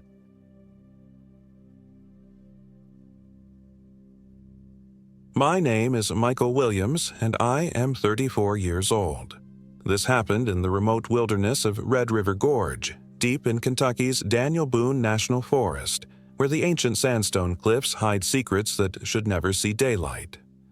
The four of us worked together at Henderson Manufacturing: Jennifer Davis from accounting, Robert Johnson from the warehouse, Sarah Rodriguez from HR, and myself from quality control. We'd been planning this weekend camping trip for months, a chance to decompress from the soul-crushing monotony of our jobs. Jennifer had found the spot online, a primitive camping area near the Clifty Wilderness, miles from the nearest road or cell tower. "Perfect for disconnecting," she'd said with that bright smile of hers, the one that could convince anyone to do anything. Sarah had been hesitant. She suffered from severe claustrophobia, and the thought of being surrounded by dense forest made her nervous. But Robert, ever the optimist, had talked her into it. "Come on, Sarah, when's the last time you saw real stars?" he'd said, his weathered face crinkling into a grin. At 52, Robert was the oldest among us, a widower who'd taken up hiking after his wife died. Besides, we'll all be together. Nothing bad ever happens when you've got good people watching your back. How wrong he was. We left Louisville on Friday afternoon, driving southeast through increasingly rural country until we reached the Bert T. Combs Mountain Parkway. The GPS started acting up around Campton, the satellite connection flickering in and out as we wound deeper into the mountains. By the time we turned onto the Forest Service road that would take us to our camping spot, we were navigating by paper map and instinct.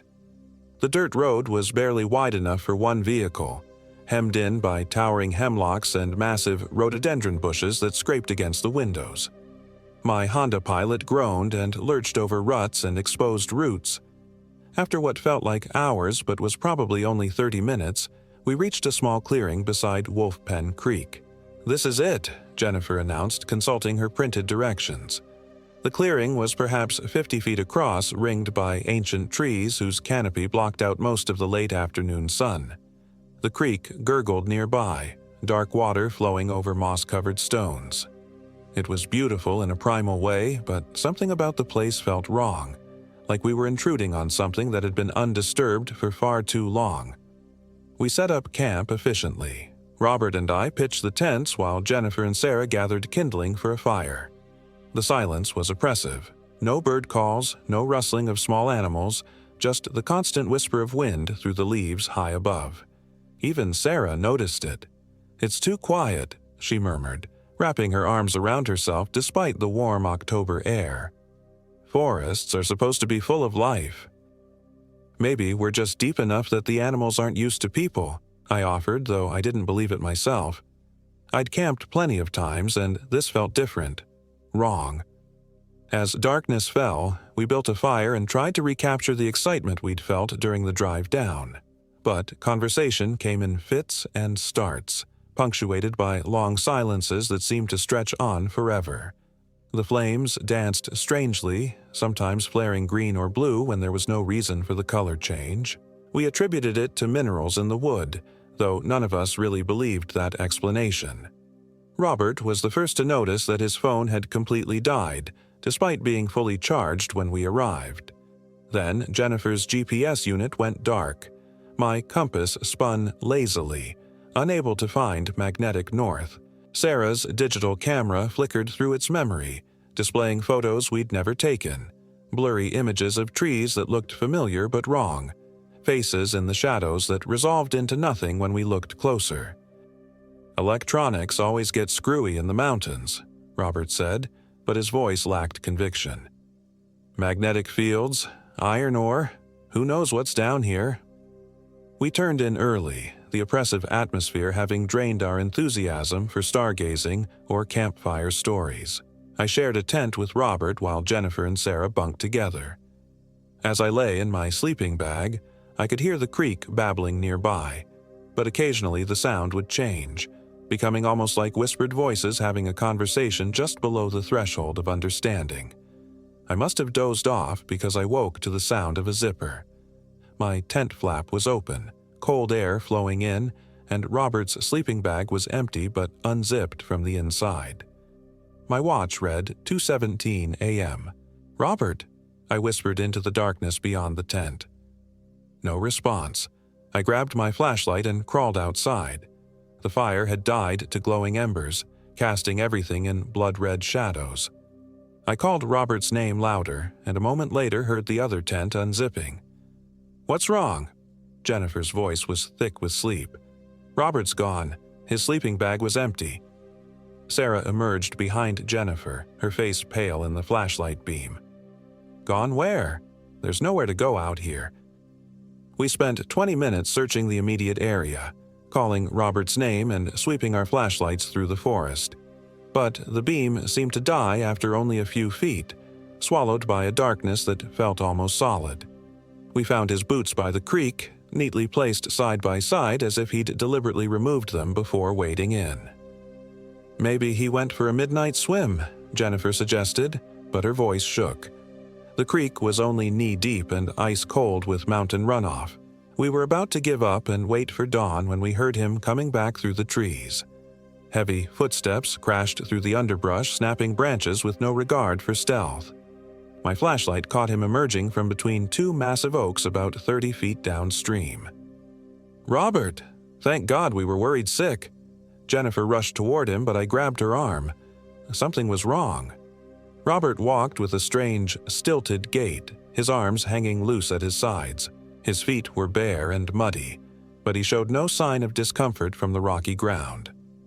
When my light hit his face, he smiled, a wide, empty expression that stretched his features in ways that didn't look quite human. "I'm fine," he said, but his voice sounded flat, inflectionless. "Just needed some air." "Air?" Sarah stepped closer, squinting at him in the dim light. "Robert, you've been gone for almost an hour. Where were you?" "Walking." The smile never wavered. "Just walking." I played my flashlight over him more carefully. His clothes were soaked, clinging to his body, but there was something else, a smell like stagnant pond water and decay that made my stomach turn. His eyes reflected the light like an animal's, though they'd never done that before. "You're soaking wet," I pointed out. "Did you fall in the creek?" "No." Still that terrible smile. "I don't remember falling." Jennifer looked between Sarah and me, clearly troubled but trying to maintain normalcy. "Well, let's get you into some dry clothes. You'll catch pneumonia." Robert nodded mechanically and followed us back to the camp. But as he walked past me, I caught another whiff of that awful smell. Not just stagnant water, but something deeper and more wrong. Something like meat left too long in the sun. He disappeared into his tent to change, and we huddled around the rekindled fire speaking in whispers. "Something's not right," Sarah murmured, her claustrophobia forgotten in the face of a more immediate fear. "The way he was looking at us—" "He probably just wandered off and got turned around," Jennifer said, but she kept glancing toward Robert's tent. "You know how disorienting the dark can be." "His eyes," I said quietly. "Did you see his eyes? They were reflecting the light." "It's just the angle," Jennifer insisted, but her voice lacked conviction. From inside Robert's tent came the sound of rustling fabric. Then silence. Too much silence. I waited for the sound of him settling into his sleeping bag, but it never came. "Robert," I called softly. "You okay in there?" "Fine." His voice came immediately as if he'd been waiting for the question. "Going to sleep now." But there was no sound of movement, no creaking of the tent floor. It was as if he was sitting perfectly still in the darkness, waiting. We eventually returned to our tents, but sleep was impossible. I lay awake listening for any sound from Robert's side of our shared space, but heard nothing. No breathing, no shifting around, nothing at all. It was like camping next to a corpse. Dawn came slowly, filtered through the dense canopy into a gray half-light that did nothing to lift our spirits. I unzipped my sleeping bag and looked over at Robert's. Empty again, but this time the bag looked like it had been shredded from the inside, long tears in the fabric that definitely hadn't been there the night before. I scrambled outside to find Jennifer and Sarah already awake, standing by the cold fire pit with expressions of barely controlled panic. "He's gone again," Sarah whispered, "and look at this." She pointed to the ground around our camp. The earth was churned up as if a struggle had taken place, but the pattern was wrong. Long furrows that looked like claw marks, far too large to have been made by any animal I could identify. They led from Robert's tent toward the creek, then disappeared into the forest beyond. "We need to get out of here," I said, surprised by how calm my voice sounded. "Right now." Jennifer shook her head. "We can't just leave him." "Look at those marks, Jennifer. Look at them and tell me what animal makes tracks like that." She stared at the gouges in the earth, her face growing pale. They were easily 6 inches long and curved like massive talons. But what made them truly terrifying was their arrangement. They appeared to have been made by something walking upright. "Maybe it's a bear," she said weakly. "Bears can walk on their hind legs." "Bears don't have claws like that," Sarah said, her voice tight with fear. "And they don't take people." We began breaking camp with frantic efficiency, stuffing gear into packs without regard for organization. All I wanted was to get back to the car and drive away from this place as fast as possible. But as we worked, I became aware of a sound from deep in the forest. A low, rhythmic thumping like someone slowly beating a drum. The sound grew louder as we packed, and with it came that awful smell again. Decay and stagnant water and something else underneath it all. Something that made my primitive brain scream warnings I didn't understand. "Do you hear that?" Sarah whispered, freezing in the act of rolling up her sleeping bag. We all stopped to listen. The thumping continued, but now I could make out another sound beneath it. A wet, tearing noise like someone ripping apart raw meat with their bare hands. "Robert," Jennifer called into the forest, but her voice cracked on his name. The sounds stopped immediately, followed by a silence so complete it felt like the forest itself was holding its breath. Then, from somewhere in the darkness between the trees, came Robert's voice. "Jennifer, is that you?" But the voice was wrong, too deep, with an echo that suggested it was coming from somewhere vast and empty. And underneath the words was another sound, a wet clicking like someone trying to speak around a mouth full of broken glass. "Robert, we're leaving," I shouted into the forest. "Come back to camp right now." "I can't." The voice was closer now, though I couldn't see him. "I'm hurt. Something happened to me." Jennifer took a step toward the trees. "Where are you? We'll come help you." "No," Sarah grabbed her arm. "Don't you dare go in there." But it was too late.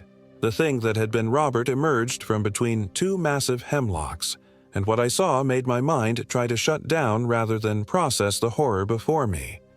It still wore Robert's clothes, but the body inside them had been changed. Elongated. The arms now hung past the knees, ending in hands with fingers that had split open to reveal bone beneath the flesh. Its face was Robert's face, but stretched and distorted, the mouth opening far too wide to reveal rows of teeth that definitely hadn't been there before.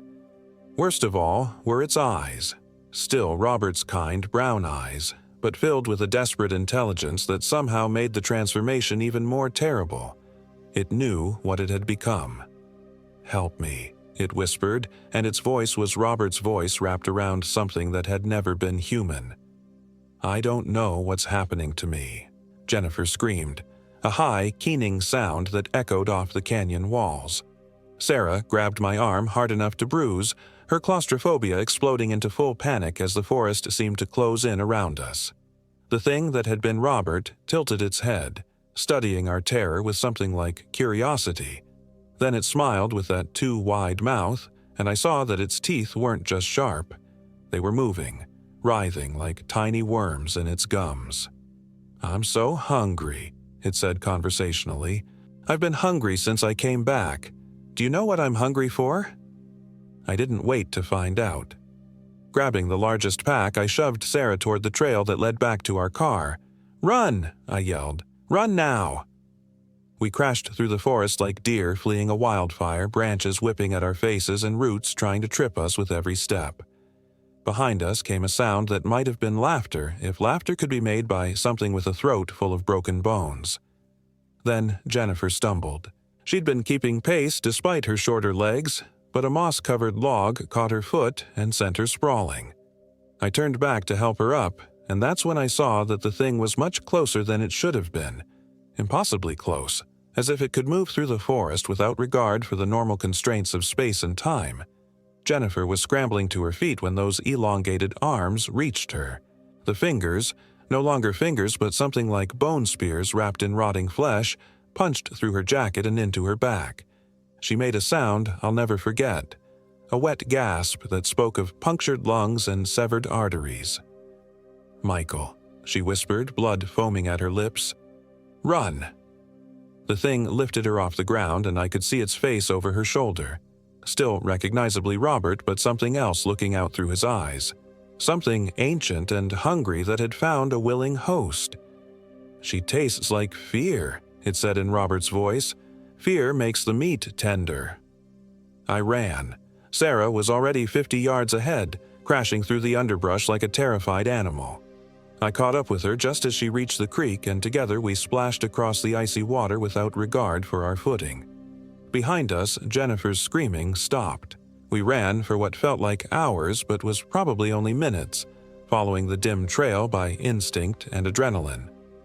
My lungs burned and my legs felt like rubber, but the memory of those terrible bone fingers kept me moving. Sarah was making small whimpering sounds with each breath, her claustrophobia combining with sheer terror to push her to the edge of complete breakdown. When we finally saw my Honda through the trees, I nearly collapsed with relief. We were going to make it. We were going to get out of this nightmare and drive back to civilization and try to convince ourselves that what we'd seen hadn't really happened. But as we approached the car, Sarah grabbed my arm again. "Wait," she whispered. "Look." Someone was sitting in the passenger seat. Through the tinted windows I could make out a familiar silhouette. Robert, or the thing that had been Robert, was waiting for us, still wearing that horrible smile. As we watched, it turned toward us and waved with one of those elongated, bone-fingered hands. "How?" Sarah's voice was barely audible. "How did it get here before us?" I didn't have an answer. The thing in the car opened the door and unfolded itself like a spider emerging from its web. Standing upright, it was easily 7 feet tall. Though Robert had been no more than average height, its clothes hung in tatters from the transformed frame. "Going somewhere?" it asked in Robert's voice, but the words were accompanied by that wet, clicking sound again. "I thought we were having such a nice camping trip." Sarah broke. The combination of claustrophobia, terror, and hopelessness sent her into complete hysterics.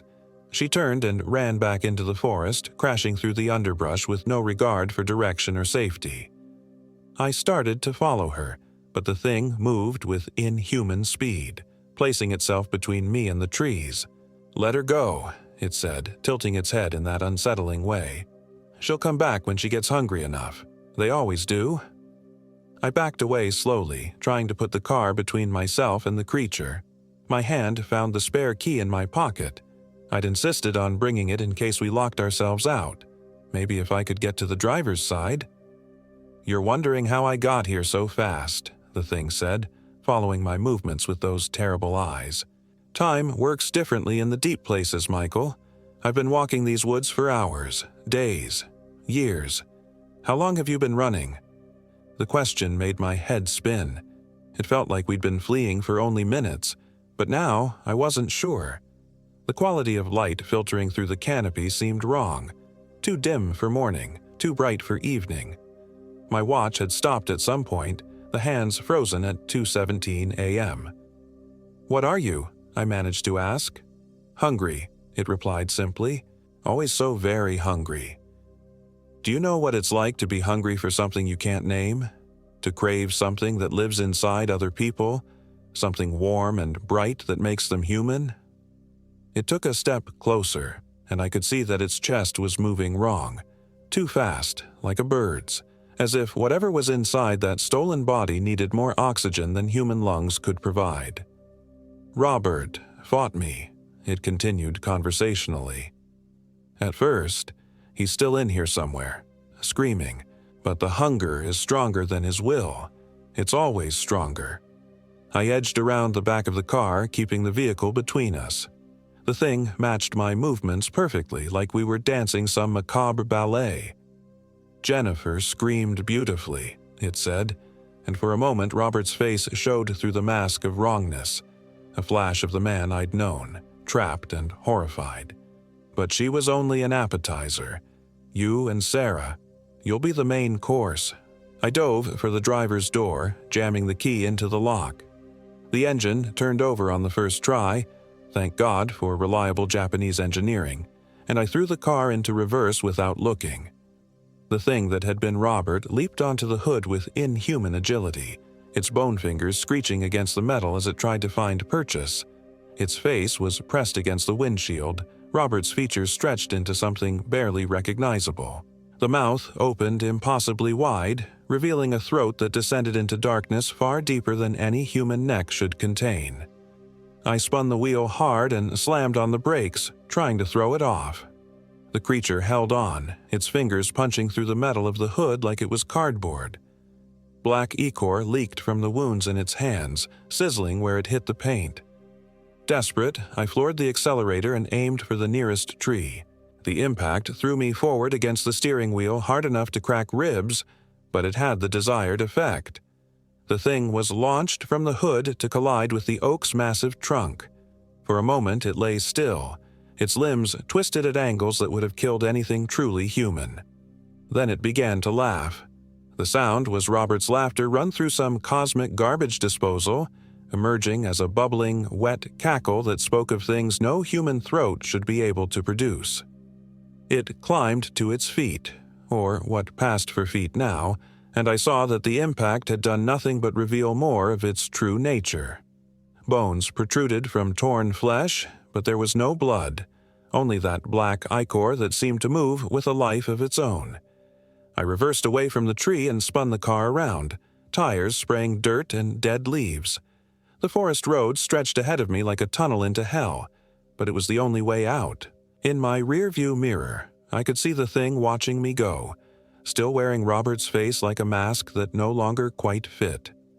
The drive back to the main road was a nightmare of switchbacks and washouts that I navigated purely on instinct. My hands shook so badly I could barely grip the steering wheel, and twice I nearly drove off the narrow track into the ravines below. But eventually I saw pavement ahead, and beyond that, the blessed sight of electric lights and civilization. I didn't stop driving until I reached the police station in Stanton, nearly 40 miles away. The desk sergeant listened to my story with the expression of someone accustomed to dealing with hysterical tourists who'd gotten spooked in the woods. When I mentioned Jennifer and Sarah, his attitude became more serious, but I could tell he thought we'd simply gotten separated and that I was overreacting to what was probably a tragic but mundane accident. They sent a search and rescue team into the Red River Gorge the next day. They found our campsite without difficulty. The churned earth and shredded tent made it easy to locate. They also found Jennifer's body, or what was left of it, hanging from a tree branch 30 feet off the ground. The official cause of death was listed as animal attack, though several of the searchers privately admitted they'd never seen anything like the wounds before. They never found Sarah or Robert. The search continued for weeks, expanding to cover hundreds of square miles of wilderness. But the Daniel Boone National Forest is vast and wild, full of caves and hollows where a person could disappear forever. I know they're still out there. Both of them. Sarah probably didn't last long. Her claustrophobia would have driven her deeper into the forest, away from any hope of rescue, until she encountered something even worse than what we'd left behind. But Robert, the thing that had been Robert? I have a feeling it's still walking those ancient trails, still hungry, still wearing a human face like an ill-fitting costume. Sometimes, late at night, my phone rings with calls from numbers I don't recognize. When I answer, there's nothing but the sound of breathing, too fast, too shallow, like something that doesn't quite understand how human lungs are supposed to work. Then a voice that might be Robert's asks if I want to go camping again. The connection is always bad, full of static that sounds almost like screaming if you listen closely enough. I don't go camping anymore. I live in the city now, surrounded by lights and people and the constant noise of civilization. But on quiet nights, when the wind is right, I swear I can smell that awful stench of stagnant water and decay drifting through my apartment windows. And sometimes, in the reflection of my darkened windows, I see a face that looks almost like Robert's, if Robert had been stretched and twisted into something that was only pretending to be human. The thing is still out there, somewhere in the hollows of Red River Gorge, still hungry, still waiting for the next group of campers to stumble into its territory, still wearing Robert's face, though by now it probably fits a little better. And Sarah, God, I hope Sarah is dead. Because if she's not, if she's become something like what Robert became, then there are two of them out there now. Two hungry things that remember just enough of their humanity to be truly dangerous. I've thought about going back, about trying to find them and put an end to whatever they've become. But I know I'm not brave enough for that kind of confrontation. I'm not even sure bullets would stop something that could punch through steel with its bare hands. So I stay in the city, and I try not to think about camping trips or the sound of something large moving through the forest at night. I try not to remember the way Robert looked at me with those terrible eyes, or the wet sound Jennifer made when those bone fingers punched through her back. But sometimes I dream about it. In my dreams, I'm back in that clearing beside Wolf Pen Creek, and Robert is emerging from the forest with that awful smile. In my dreams, I don't run. I stand there and let him approach, let those elongated arms wrap around me, let those moving teeth find my throat. In my dreams, the hunger finally makes sense, and when I wake up, I can taste stagnant water and decay in my mouth, and I wonder if the thing in the forest is calling to something that's growing inside me, something that's been growing ever since that night in the Red River Gorge, feeding on my memories of terror and loss, something that's getting hungrier every day. The dreams are getting stronger, more vivid, more appealing. I'm starting to think about taking another camping trip.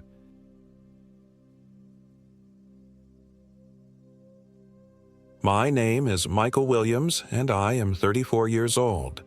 This happened in the Daniel Boone National Forest, deep in the Red River Gorge area of eastern Kentucky, where the ancient sandstone cliffs rise like tombstones from the earth, and the hollows run so deep that sunlight never touches their floors. It was supposed to be a simple team-building weekend. Our marketing firm had been hemorrhaging employees, and our boss thought a camping trip might boost morale. 4 of us volunteered: myself, Jessica Davis from accounting, Brandon Edwards from graphic design, and Amy Mitchell from sales. Christopher Hernandez, our newest hire in digital marketing, rounded out our group. None of us were particularly outdoorsy, but the company was footing the bill for gear rental, and we figured how hard could it be? We should have known something was wrong when the GPS started glitching 30 miles out from our destination. "Take the next right," the robotic voice announced, directing us toward what looked like a logging road that disappeared into a wall of eastern hemlocks. "That can't be right," Jessica said from the passenger seat, squinting at her phone. "This road isn't even on the map." I pulled over and grabbed the paper map we'd picked up at the ranger station. The red line marking our route to the Chimney Top campground was clear enough, but when I tried to match it to our current location, nothing lined up. Roads that should have been there weren't, and roads that were there shouldn't have existed. "Maybe the maps are just old," Brandon suggested from the back seat, though his voice carried an uncertainty that made my skin prickle. "These mountain roads change all the time, right? Washouts and new construction." Christopher, who'd been unusually quiet since we'd left Lexington, just stared out the window at the darkening forest. Something about his expression bothered me, but I couldn't put my finger on what. "Let's just follow the GPS," I decided. "If it gets too sketchy, we'll turn around." The logging road wound deeper into the forest than any road had a right to. The trees pressed in on both sides, their branches scraping against the windows with sounds like fingernails on glass. After what felt like hours but was probably only 20 minutes, we emerged into a clearing that definitely wasn't on any map. "This place gives me the creeps," Amy whispered, and I couldn't disagree. The clearing was maybe 50 yards across, surrounded by ancient trees that seemed to lean inward, as if they were listening. In the center sat a fire ring made of blackened stones, and scattered around it were the remnants of previous campsites: rotting tent stakes, rusty cans, a sleeping bag so faded and torn it looked like it had been there for decades. "Are you sure this is the right place?" Jessica asked, but even as she spoke, I was checking the GPS again. According to the screen, we were exactly where we were supposed to be. We set up camp as the sun disappeared behind the tree line, the shadows rushing in like a tide. The silence was oppressive. No bird songs, no insect buzz, just the whisper of wind through the branches and the occasional creak of old wood. Even our voices seemed muffled, as if the forest was swallowing sound. Brandon tried to lighten the mood by cracking jokes as we assembled our tents, but his laughter had a forced quality that made it worse than the silence. Christopher helped with the setup, but barely spoke, and when he did, his words came out flat and monotone. "You feeling okay, man?" I asked him as we gathered rocks for a fire ring. He looked at me with eyes that seemed strangely unfocused. "Fine, just tired." But it was more than tired. There was something hollow about the way he moved, like he was operating on autopilot. I'd worked with Christopher for 6 months, and while he'd always been quiet, this was different. This was absence. We got a fire going as full darkness settled over the clearing. The flames should have been comforting, but they cast dancing shadows that made the surrounding forest look like it was alive and writhing. Every now and then, I caught glimpses of movement in my peripheral vision, but when I turned to look, there was nothing there. "Anyone else hearing that?" Amy asked suddenly. We all stopped talking and listened. At first, there was nothing but the crackle of burning wood. Then I heard it. A low, rhythmic sound coming from somewhere in the trees. Not quite a drumbeat, not quite footsteps, but something in between. "Probably just a woodpecker," Brandon said, but his voice was tight. "At night?" Jessica shook her head. "Woodpeckers don't drum at night." The sound continued for several minutes, then stopped as abruptly as it had started. The silence that followed felt heavy and expectant, like the forest was holding its breath. "I need to take a leak," Christopher announced, standing up so suddenly that we all jumped. "Don't go too far," I called after him as he disappeared into the trees, but he didn't acknowledge me. He was gone for almost an hour. "Should we go look for him?" Amy asked, glancing nervously at the wall of darkness beyond our fire's reach. "He's a grown man," Jessica said, but I could hear the worry in her voice. "He can handle taking a piss in the woods." When Christopher finally returned, something was wrong. He moved differently. Too fluid, too quiet, like he was gliding rather than walking. In the firelight, his face looked pale and drawn, and his eyes reflected the flames in a way that made them look hollow. "You okay?" I asked. "You were gone a while." "Got turned around," he said, settling back into his spot by the fire. "Dark out there." But there was something in his voice, a quality I couldn't identify. It wasn't quite his voice anymore. The inflection was wrong, the rhythm off, like someone doing an imperfect imitation. Jessica seemed to notice it too. She kept glancing at Christopher with a puzzled expression and finally said, "Chris, didn't you tell us earlier that you went to UK for college?" Christopher stared at her for a long moment before answering. "Yes." "What was your major again?" Another pause, longer this time. "Business." But I remembered our conversation from the office Christmas party. Christopher had studied art history at Georgetown, not business at UK. He'd been passionate about medieval illuminated manuscripts, of all things. I started to correct him, then stopped. The way he was looking at Jessica made my stomach clench with an inexplicable dread. We turned in around 11, but sleep didn't come easily. My tent was positioned so I could see the dying fire through the mesh door, and beyond it, Christopher's tent. I lay awake for hours, listening to the sounds of the forest and watching the red glow fade to orange, then to barely visible embers. Sometime deep in the night, I heard movement outside. Soft footsteps circling our camp, pausing at each tent. I held my breath and tried to peer through the darkness, but I couldn't make out anything except vague shapes that might have been trees or might have been something else entirely. The footsteps stopped outside my tent. I could hear breathing. Slow, deliberate, and far too close. Something was crouched just inches from my head, separated only by a thin layer of nylon. The breathing continued for what felt like hours but was probably only minutes, then moved on. I didn't sleep at all after that. Dawn brought no relief. If anything, the daylight made everything worse by revealing what the darkness had hidden. Our campsite was surrounded by tracks. Not animal tracks, but impressions in the soft earth that looked almost human but were wrong in fundamental ways. The feet were too long, the stride too wide, and there were only 4 toes instead of 5. "What the hell made these?" Brandon asked, crouching down to examine one of the clearer prints. "Bear, maybe," Jessica suggested, but she sounded doubtful. I looked over at Christopher, expecting him to weigh in, but he was just staring at the tracks with an expression I couldn't read. Not confusion or fear, but something that looked almost like recognition. "We should pack up and get out of here," Amy said. "This place is freaking me out." But when we tried to leave, we discovered that our car wouldn't start. The engine turned over but wouldn't catch, despite the fact that it had run perfectly fine the day before. The battery was fully charged, we had plenty of gas, and there were no obvious mechanical problems. "It's like something's draining the power," I muttered, popping the hood for the 3rd time. "Cars don't just stop working for no reason," Brandon said, but his voice lacked conviction. We were stranded. The 2nd day was worse than the 1st. Our food began to rot despite being properly stored, developing a putrid smell that attracted clouds of flies. The water in our bottles turned brackish and undrinkable. Even our GPS and phones, which had been working intermittently, went completely dead despite showing full battery the night before. Christopher's behavior became increasingly erratic.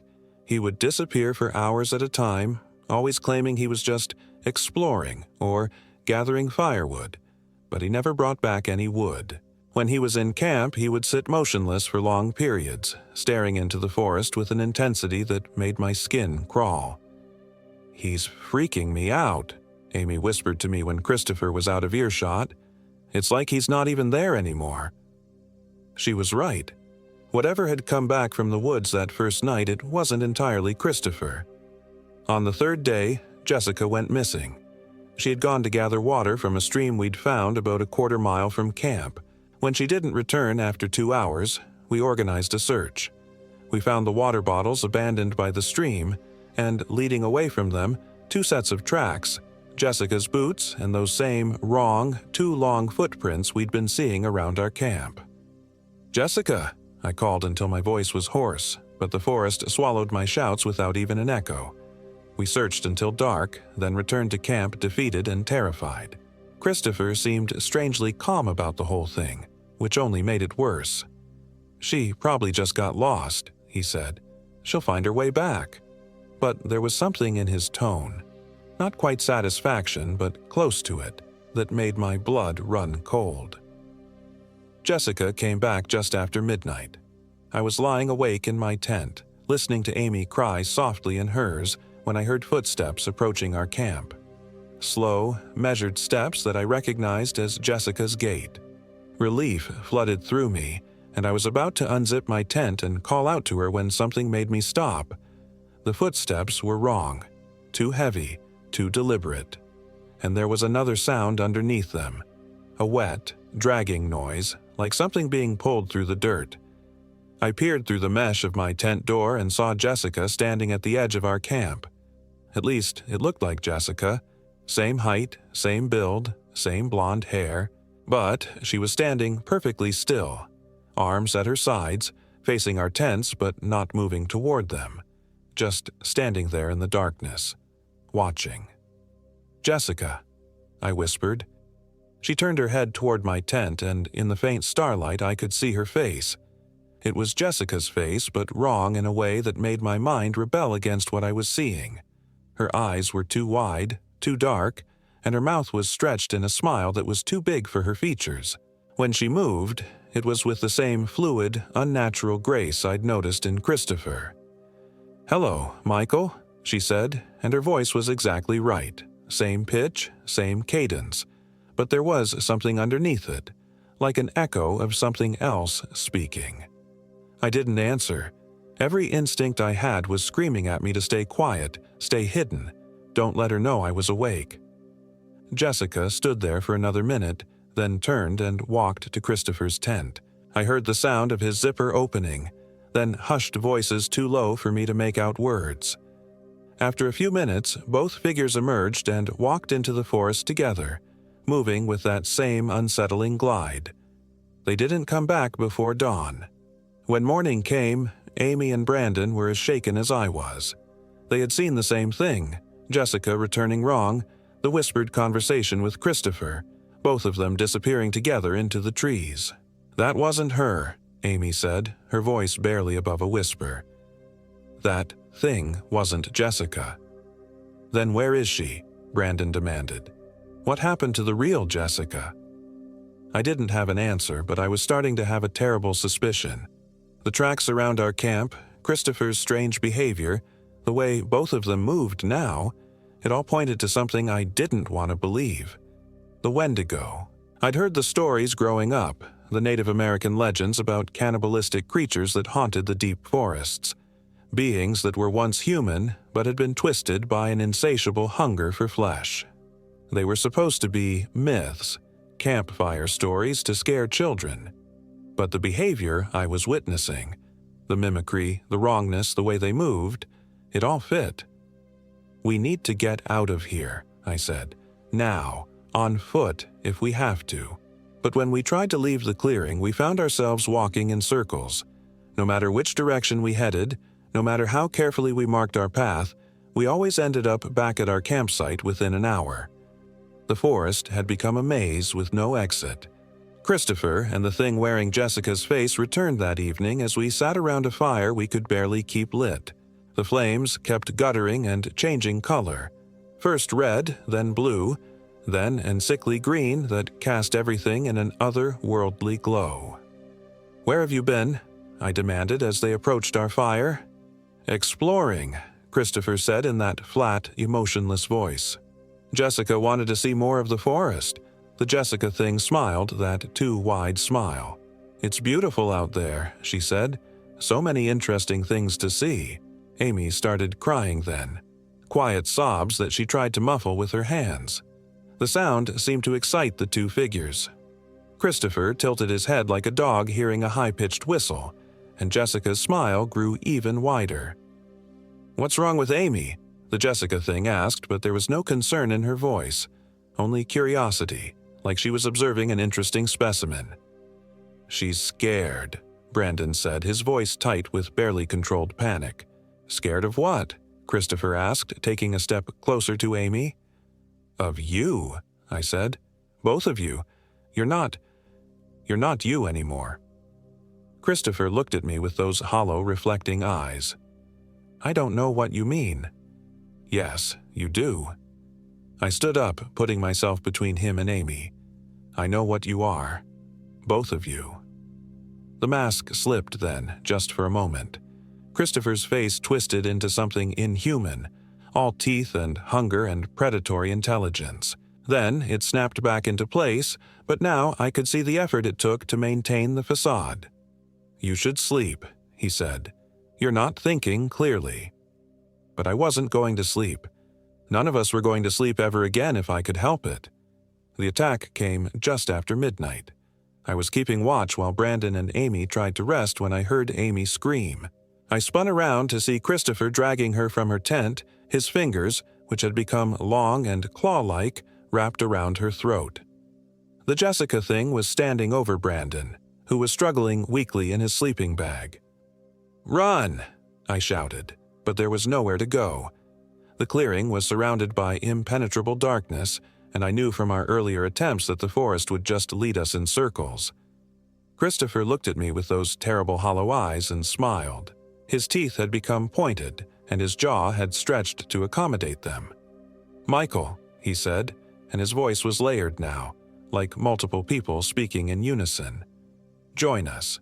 The hunger is so much easier when you stop fighting it." Amy was making choking sounds as Christopher's claws tightened around her throat. I grabbed a burning branch from the fire and swung it at him, but he moved with inhuman speed, releasing Amy and catching my wrist before the makeshift weapon could connect. His skin was cold as ice and felt like leather. When he squeezed, I heard bones creak. "We were human once," he whispered, and I could smell decay on his breath. "Just like you. But the forest showed us what we really are, what we've always been. Hungry." The Jessica thing laughed, a sound like breaking glass. so hungry. I managed to wrench free and stumbled backward, still holding the burning branch. Amy was gasping and clutching her throat, and Brandon was sitting up in his sleeping bag looking dazed and confused. "The fire," I gasped. "Stay near the fire." The two creatures circled us like wolves, staying just outside the ring of light cast by our campfire. They moved with perfect coordination, as if they shared a single mind. "Fire won't save you," Christopher said. "Not forever, and we're so very patient." They were right. The fire was already burning low, and we were running out of fuel. Once the flames died, we would be defenseless. That's when I remembered something from the old stories. Wendigos were fast and strong, but they were still bound by certain rules. They couldn't enter a dwelling uninvited, they were vulnerable to certain materials, and most importantly, they retained some connection to their human selves. "Christopher," I said, trying to keep my voice steady, "I know you're still in there somewhere. Remember your art history degree? You loved those medieval manuscripts. You said they were windows into the past." For just a moment, something flickered behind those hollow eyes. Confusion, maybe even recognition. "You don't remember," I continued. "But I do. You were passionate about those old books. You said they showed how humans have always tried to make sense of the darkness around them." "Stop," the Jessica thing hissed, but I could see uncertainty creeping into Christopher's expression. "Georgetown University," I said.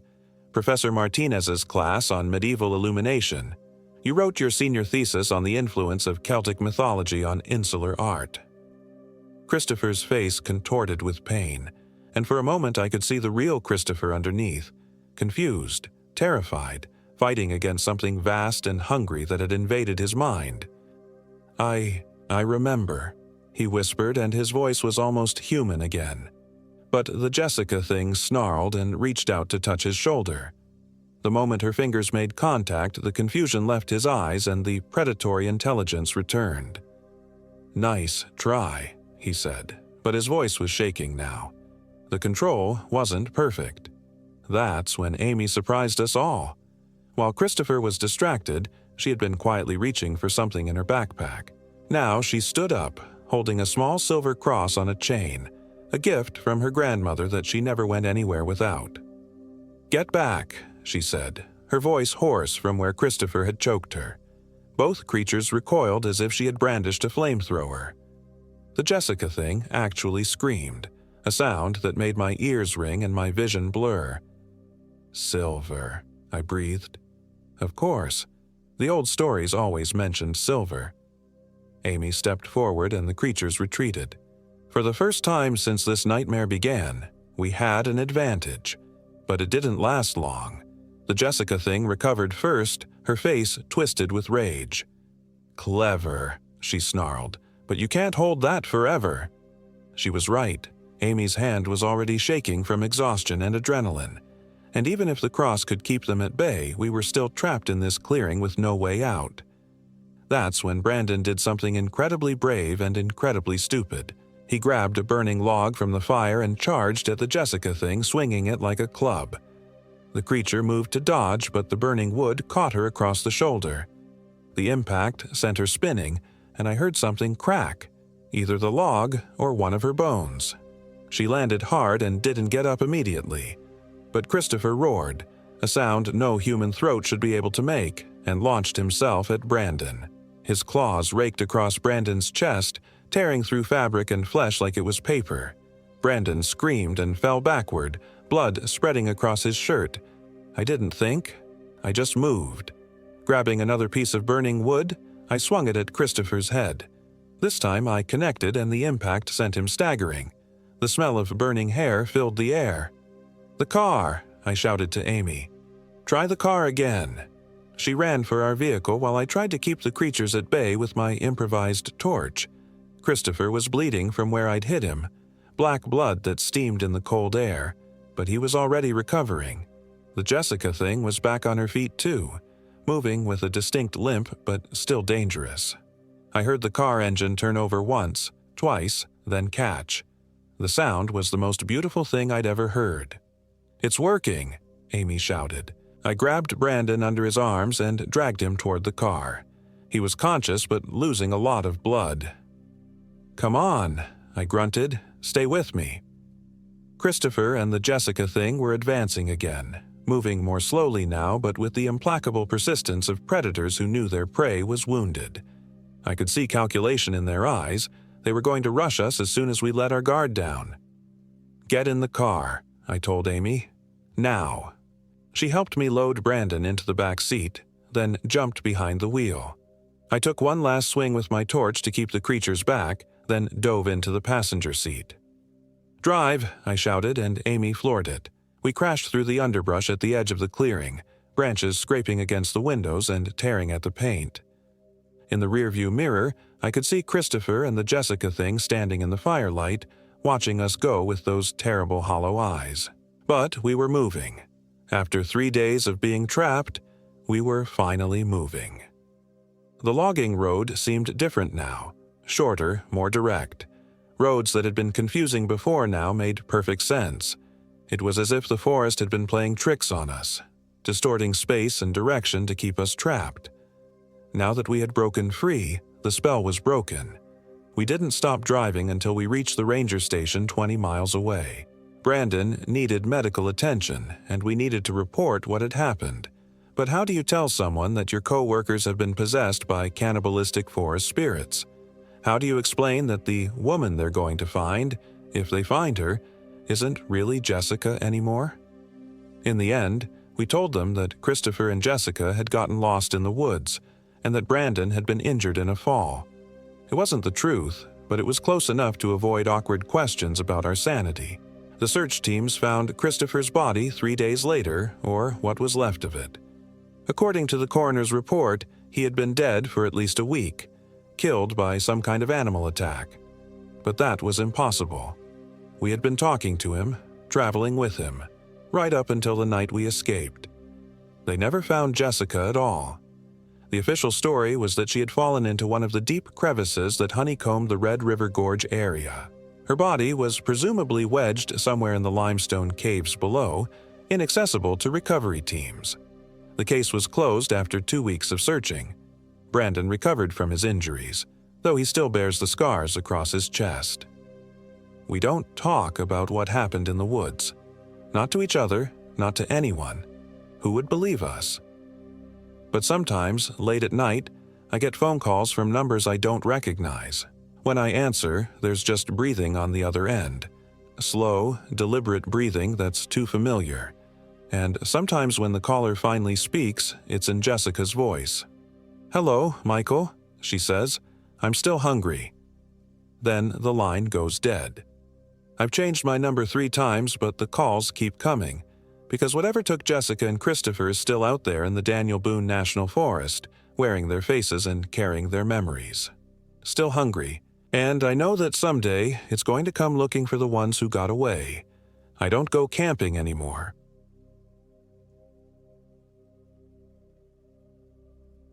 My name is Jennifer Williams, and I am 28 years old. This happened in the Daniel Boone National Forest, deep in the Cumberland Gap region of southeastern Kentucky, where the ancient Appalachian Mountains hold secrets older than memory. I should have known something was wrong when Marcus suggested we camp at Hensley Settlement. The abandoned mountain community sits isolated on Brush Mountain, accessible only by a grueling 4-mile hike through dense forest. "It'll be perfect," he'd said during our lunch break at the accounting firm where we all worked. No cell towers, no tourists, just us and the wilderness.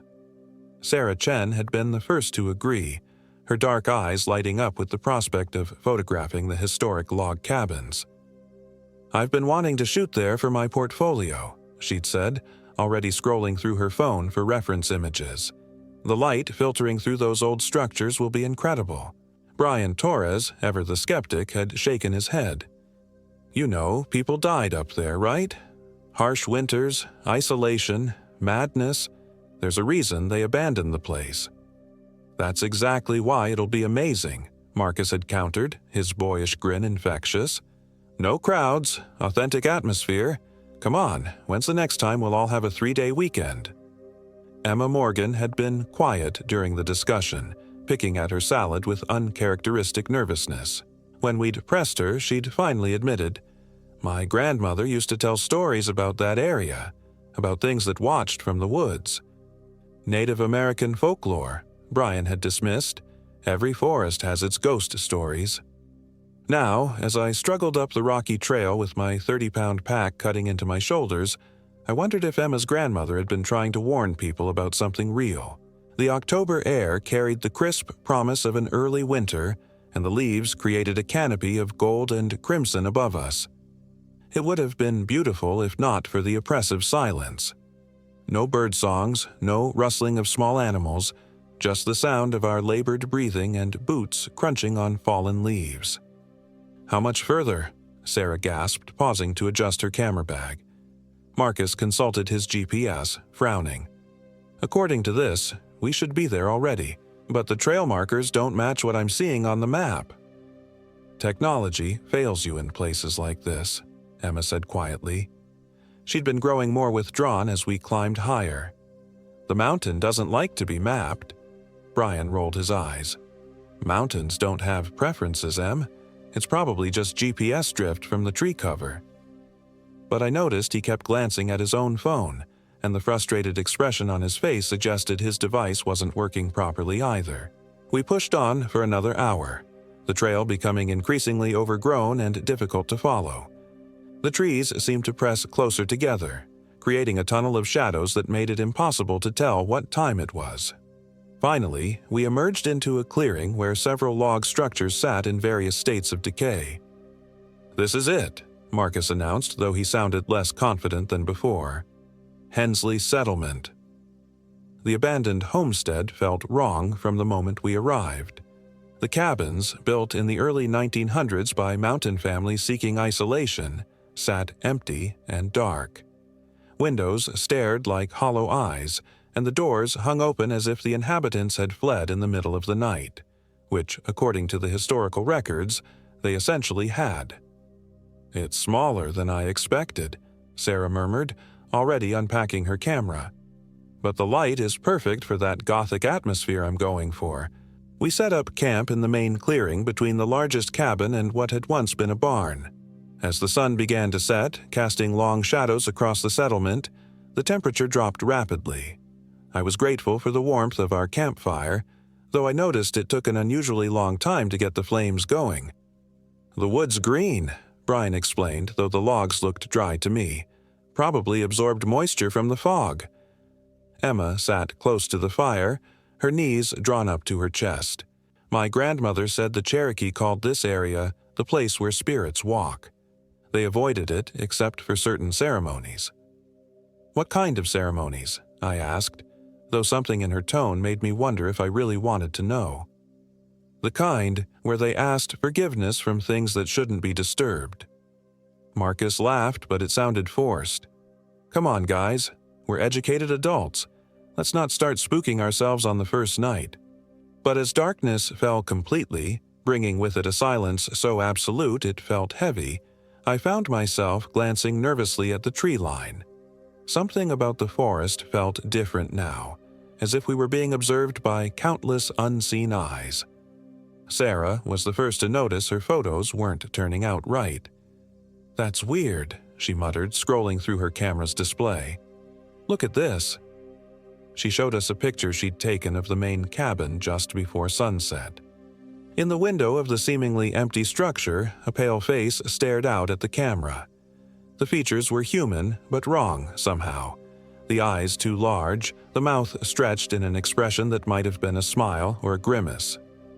"It's probably just a reflection," Brian said, but his voice lacked conviction. "Or pareidolia. You know, seeing faces in random patterns." "I've been doing photography for 10 years, Sarah replied. "I know the difference between a reflection and—" She gestured at the screen. "Whatever this is." That night, I barely slept. Every sound seemed amplified in the mountain stillness. The crack of settling wood, the whisper of wind through the trees, and something else.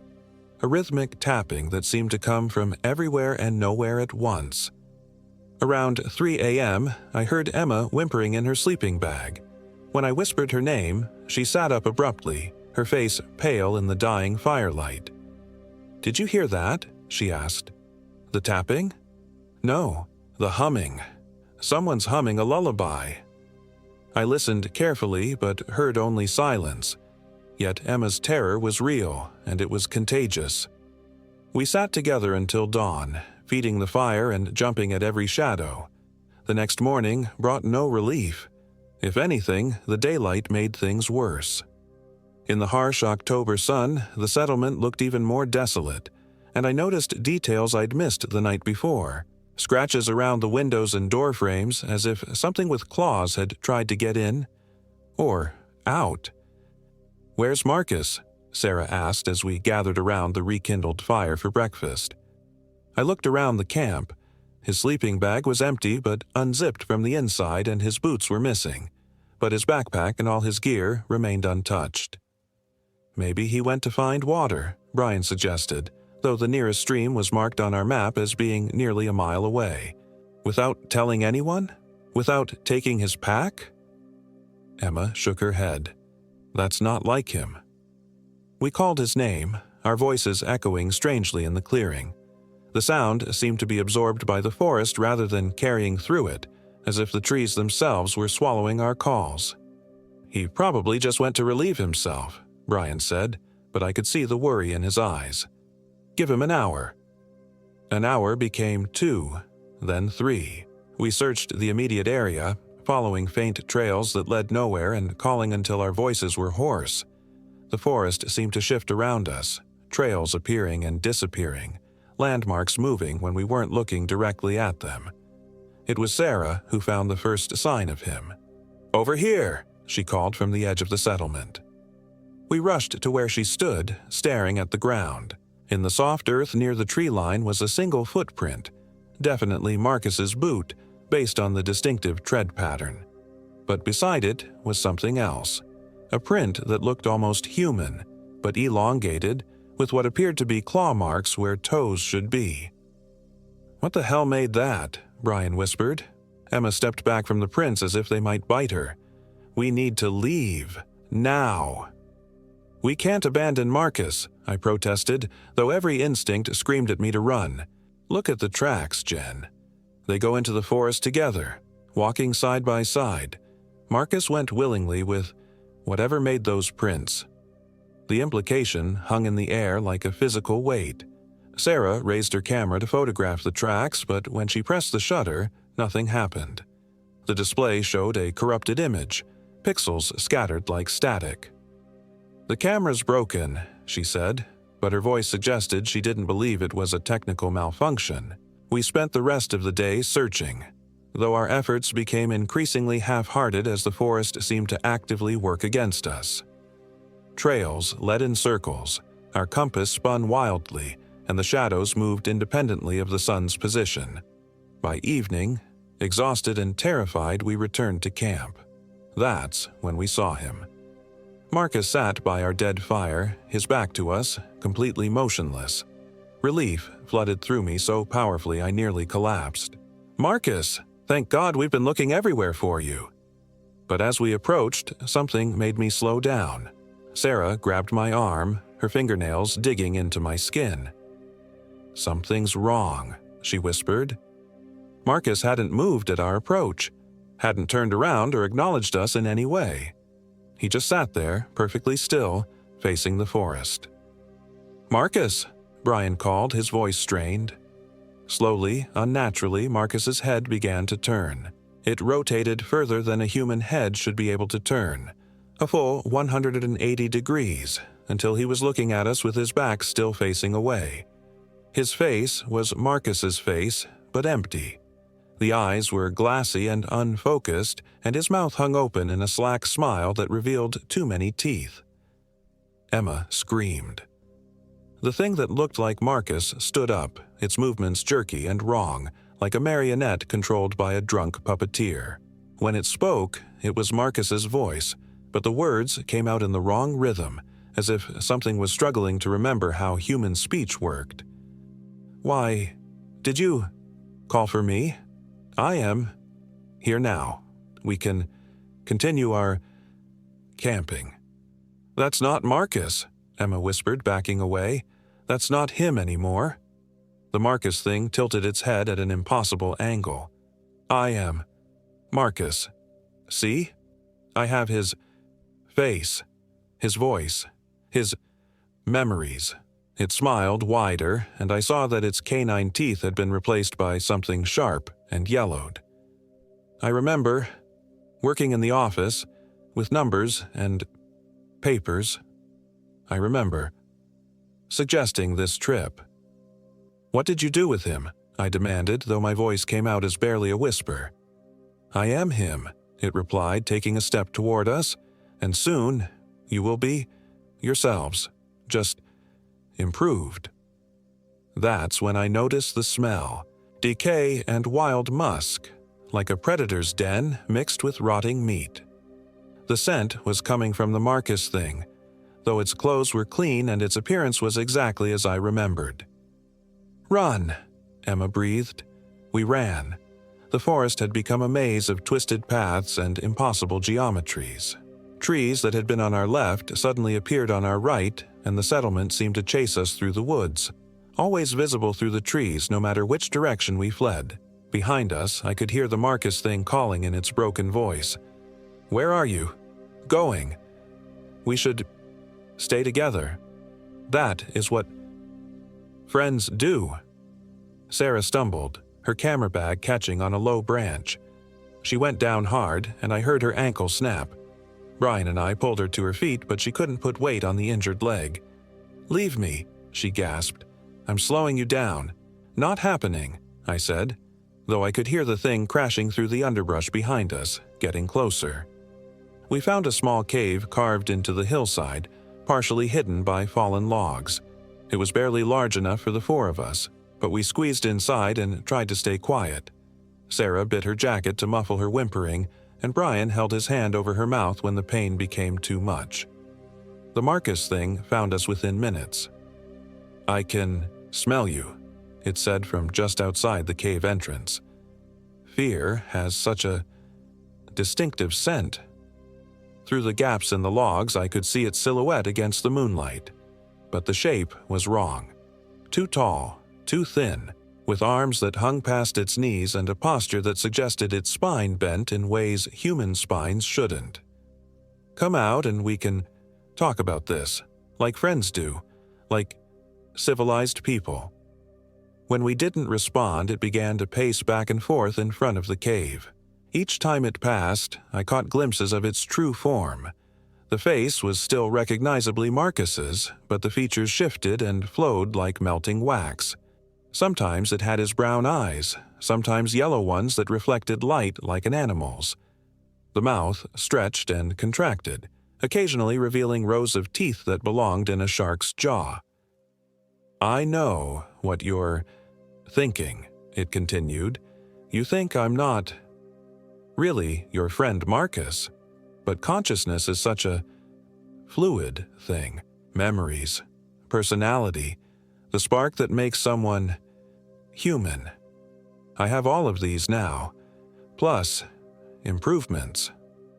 Emma was shaking so violently I could feel it through the cave floor. She grabbed my hand and squeezed so hard I thought my bones might break. "It's a skinwalker," she whispered directly into my ear, the words barely audible. "My grandmother told me. They steal the skins of the dead and wear them like clothing, but they can never get it quite right."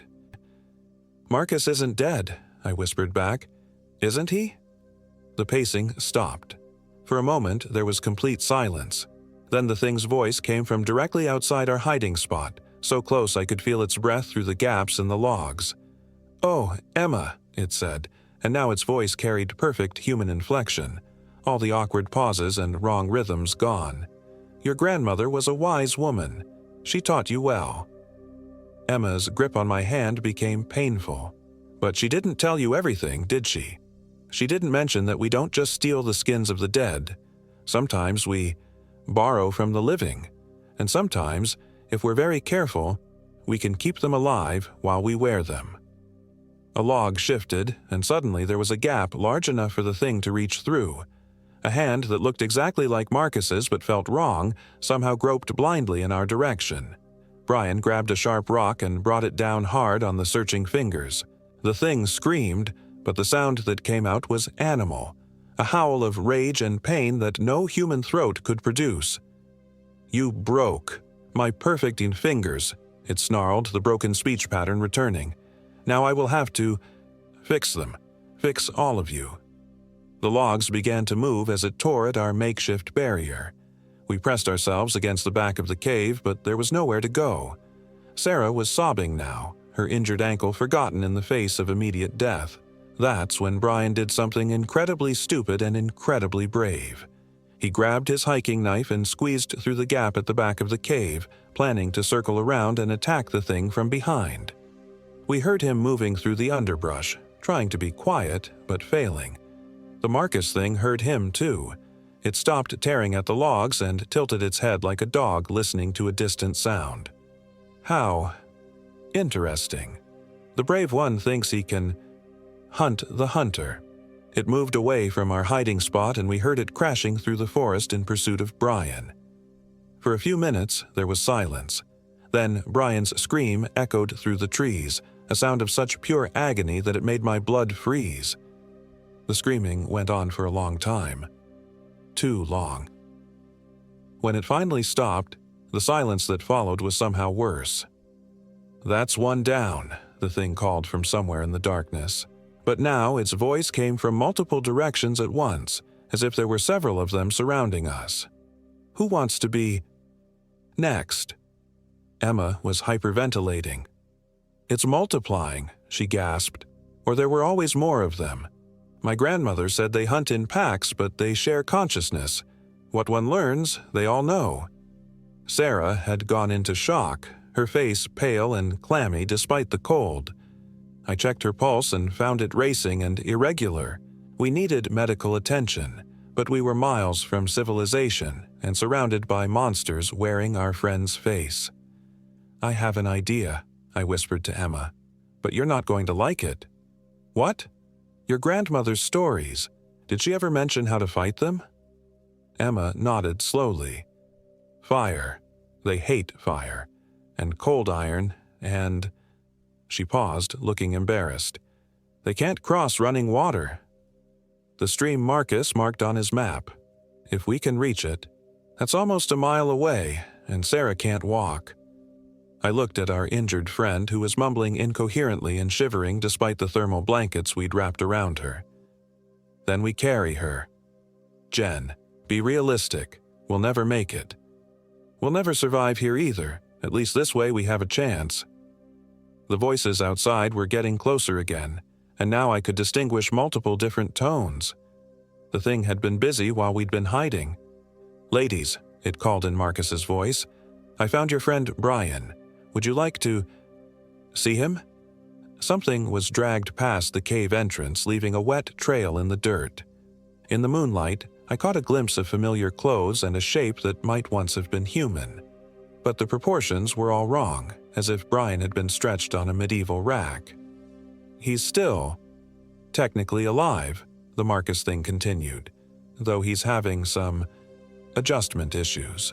The borrowing process doesn't always go smoothly." A wet, gasping sound came from the direction of Brian's body, the sound a person might make if their lungs had been filled with something other than air.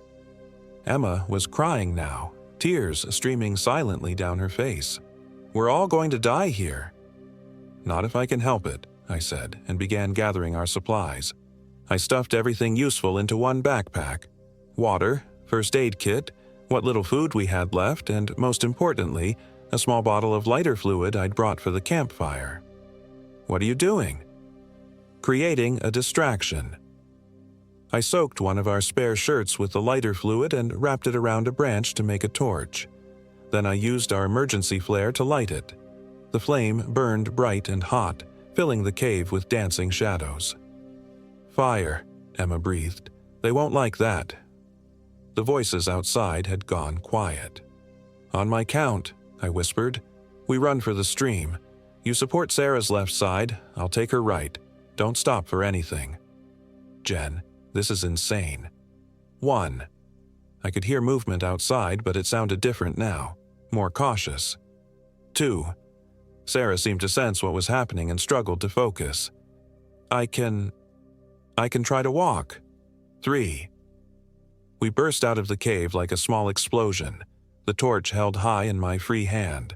The things that had once been Marcus and Brian recoiled from the flame, their stolen faces contorting in expressions of pain and rage. But in the firelight, I could see their true forms. They were tall and gaunt, with elongated limbs and joints that bent the wrong way. Their skin was a mottled gray-green, and where it had split to accommodate their unnatural growth, I could see something dark and wet underneath. The faces they wore sat on their heads like poorly fitted masks, occasionally slipping to reveal the skull-like features beneath. We ran through the forest, half carrying Sarah between us. Behind us, the creatures howled in frustration and gave chase, but the torch kept them at a distance, and gradually we began to put space between us and our pursuers. The problem was that the torch was burning too fast. The lighter fluid had made it bright but brief, and I could see we had maybe 10 minutes before it burned out completely. "How much further?" I gasped as we stumbled through the underbrush. Emma consulted the compass, though I noticed the needle was spinning wildly. "I think maybe half a mile, but I can't be sure. Nothing's making sense anymore." Sarah's breathing was becoming more labored, and I could feel her weight increasing as she lost the strength to support herself. "Leave me," she whispered. "Please, save yourselves." "Shut up," I said. "We're all getting out of this." But I could hear the creatures getting closer again. They'd overcome their fear of the flame and were matching our pace, staying just outside the circle of light. Occasionally, I caught glimpses of them moving through the trees, their stolen faces grinning at us with too many teeth. That's when I heard it, the sound of running water. "The stream!" Emma cried. "I can hear it!" We crashed through the last line of trees and found ourselves on the bank of a fast-moving creek about 6 feet wide. The water was ice-cold and crystal clear, flowing over a bed of smooth stones. The creatures burst out of the forest behind us and immediately stopped at the water's edge, as if they'd hit an invisible wall. "Cross!" Emma shouted. "Quickly!" We splashed into the stream, the shock of the cold water taking our breath away. Sarah screamed as the icy current hit her injured ankle, but we pulled her across to the far bank. The things that had been our friends stood on the opposite shore, their faces cycling through expressions of rage and frustration. The Marcus thing spoke first. "You cannot, stay there forever. The water grows. Shallow downstream. We will wait. And we know where you live," added the Brian thing, its voice a wet whisper. "We know where you work, your families, your friends." But something in their posture suggested they couldn't cross the running water, at least not easily. Emma's grandmother had been right about that much. We followed the stream downstream for miles, staying in the water despite the numbing cold. Every time we tried to climb out and continue on dry land, we'd catch glimpses of our pursuers pacing us through the forest. They couldn't approach the water directly, but they weren't giving up. Dawn found us still walking, though Sarah had to be carried completely now. She was showing signs of severe hypothermia, and I knew we didn't have much time left. The creatures had fallen behind as the sun rose, but I could still sense them out there, waiting for us to make a mistake. Finally, we reached a place where the stream passed under a ranger station access road. A Park Service truck was parked nearby, and I could see a ranger in the distance checking something on a trail marker. "Help!" I screamed, waving frantically. "We need help!" Ranger Powell, according to his name tag, was a weathered man in his 50s who took one look at our condition and immediately called for a medical helicopter. While we waited for the medevac, he wrapped us in emergency blankets and gave us hot coffee from a thermos. "What happened to you folks?" he asked. "You look like you've seen hell itself." I opened my mouth to tell him about the creatures, about Marcus and Brian and the horror in the forest. But the words wouldn't come. How could I explain something that shouldn't exist? Who would believe us? "We got lost," I said finally. "Two of our friends. They fell into a ravine. We couldn't get them out." Emma stared at me but said nothing. Sarah was unconscious, her breathing shallow but steady. The helicopter arrived 20 minutes later, and we were airlifted to a hospital in Corbin. Sarah survived, though she lost 2 toes to frostbite and walked with a limp for the rest of her life. Emma and I were treated for exposure and released the next day. The official search for Marcus and Brian lasted 2 weeks. Rangers found our campsite at Hensley Settlement, along with their abandoned gear, but no trace of the men themselves. The case was eventually classified as a missing persons investigation, with the assumption that they'd gotten lost in the vast wilderness and died of exposure. Only Emma and I knew the truth. I quit my job a month later and moved to Phoenix, as far from those Kentucky mountains as I could get. Emma did the same, relocating to Seattle. We stayed in touch for a while but eventually stopped calling each other. The memories were too painful, and neither of us wanted to be reminded of what we'd seen. But sometimes, late at night, I'll get a phone call with no one on the other end. Just breathing. And occasionally, if I listen very carefully, a familiar voice whispering, "Jennifer. I found your new address. I remember. Working with you. I remember. Being your friend." Then the line goes dead, and I spend the rest of the night checking the locks on my doors and windows, knowing that somewhere in the darkness, something that wears the faces of the dead is still hunting for me. The thing that scares me most isn't the possibility that they might find me someday. It's the growing certainty that what we encountered in the Daniel Boone National Forest wasn't unique. Those mountains are vast and largely unexplored, full of places where ancient things still walk in the spaces between reality and nightmare. And sometimes when I see missing person reports on the news, hikers and campers who vanished without a trace in remote wilderness areas, I wonder if their friends received the same phone calls I do. I wonder if somewhere out there, other survivors are looking over their shoulders and jumping at shadows, knowing that the faces of their lost loved ones are being worn like masks by things that should not exist. The skinwalkers are still out there, still hunting, still wearing the skins of the missing and the dead. And someday, when I'm old and weak and can no longer run, I know they'll come for me. When that day comes, I just hope whoever finds my body doesn't look too closely at my face, because by then it might not be mine anymore.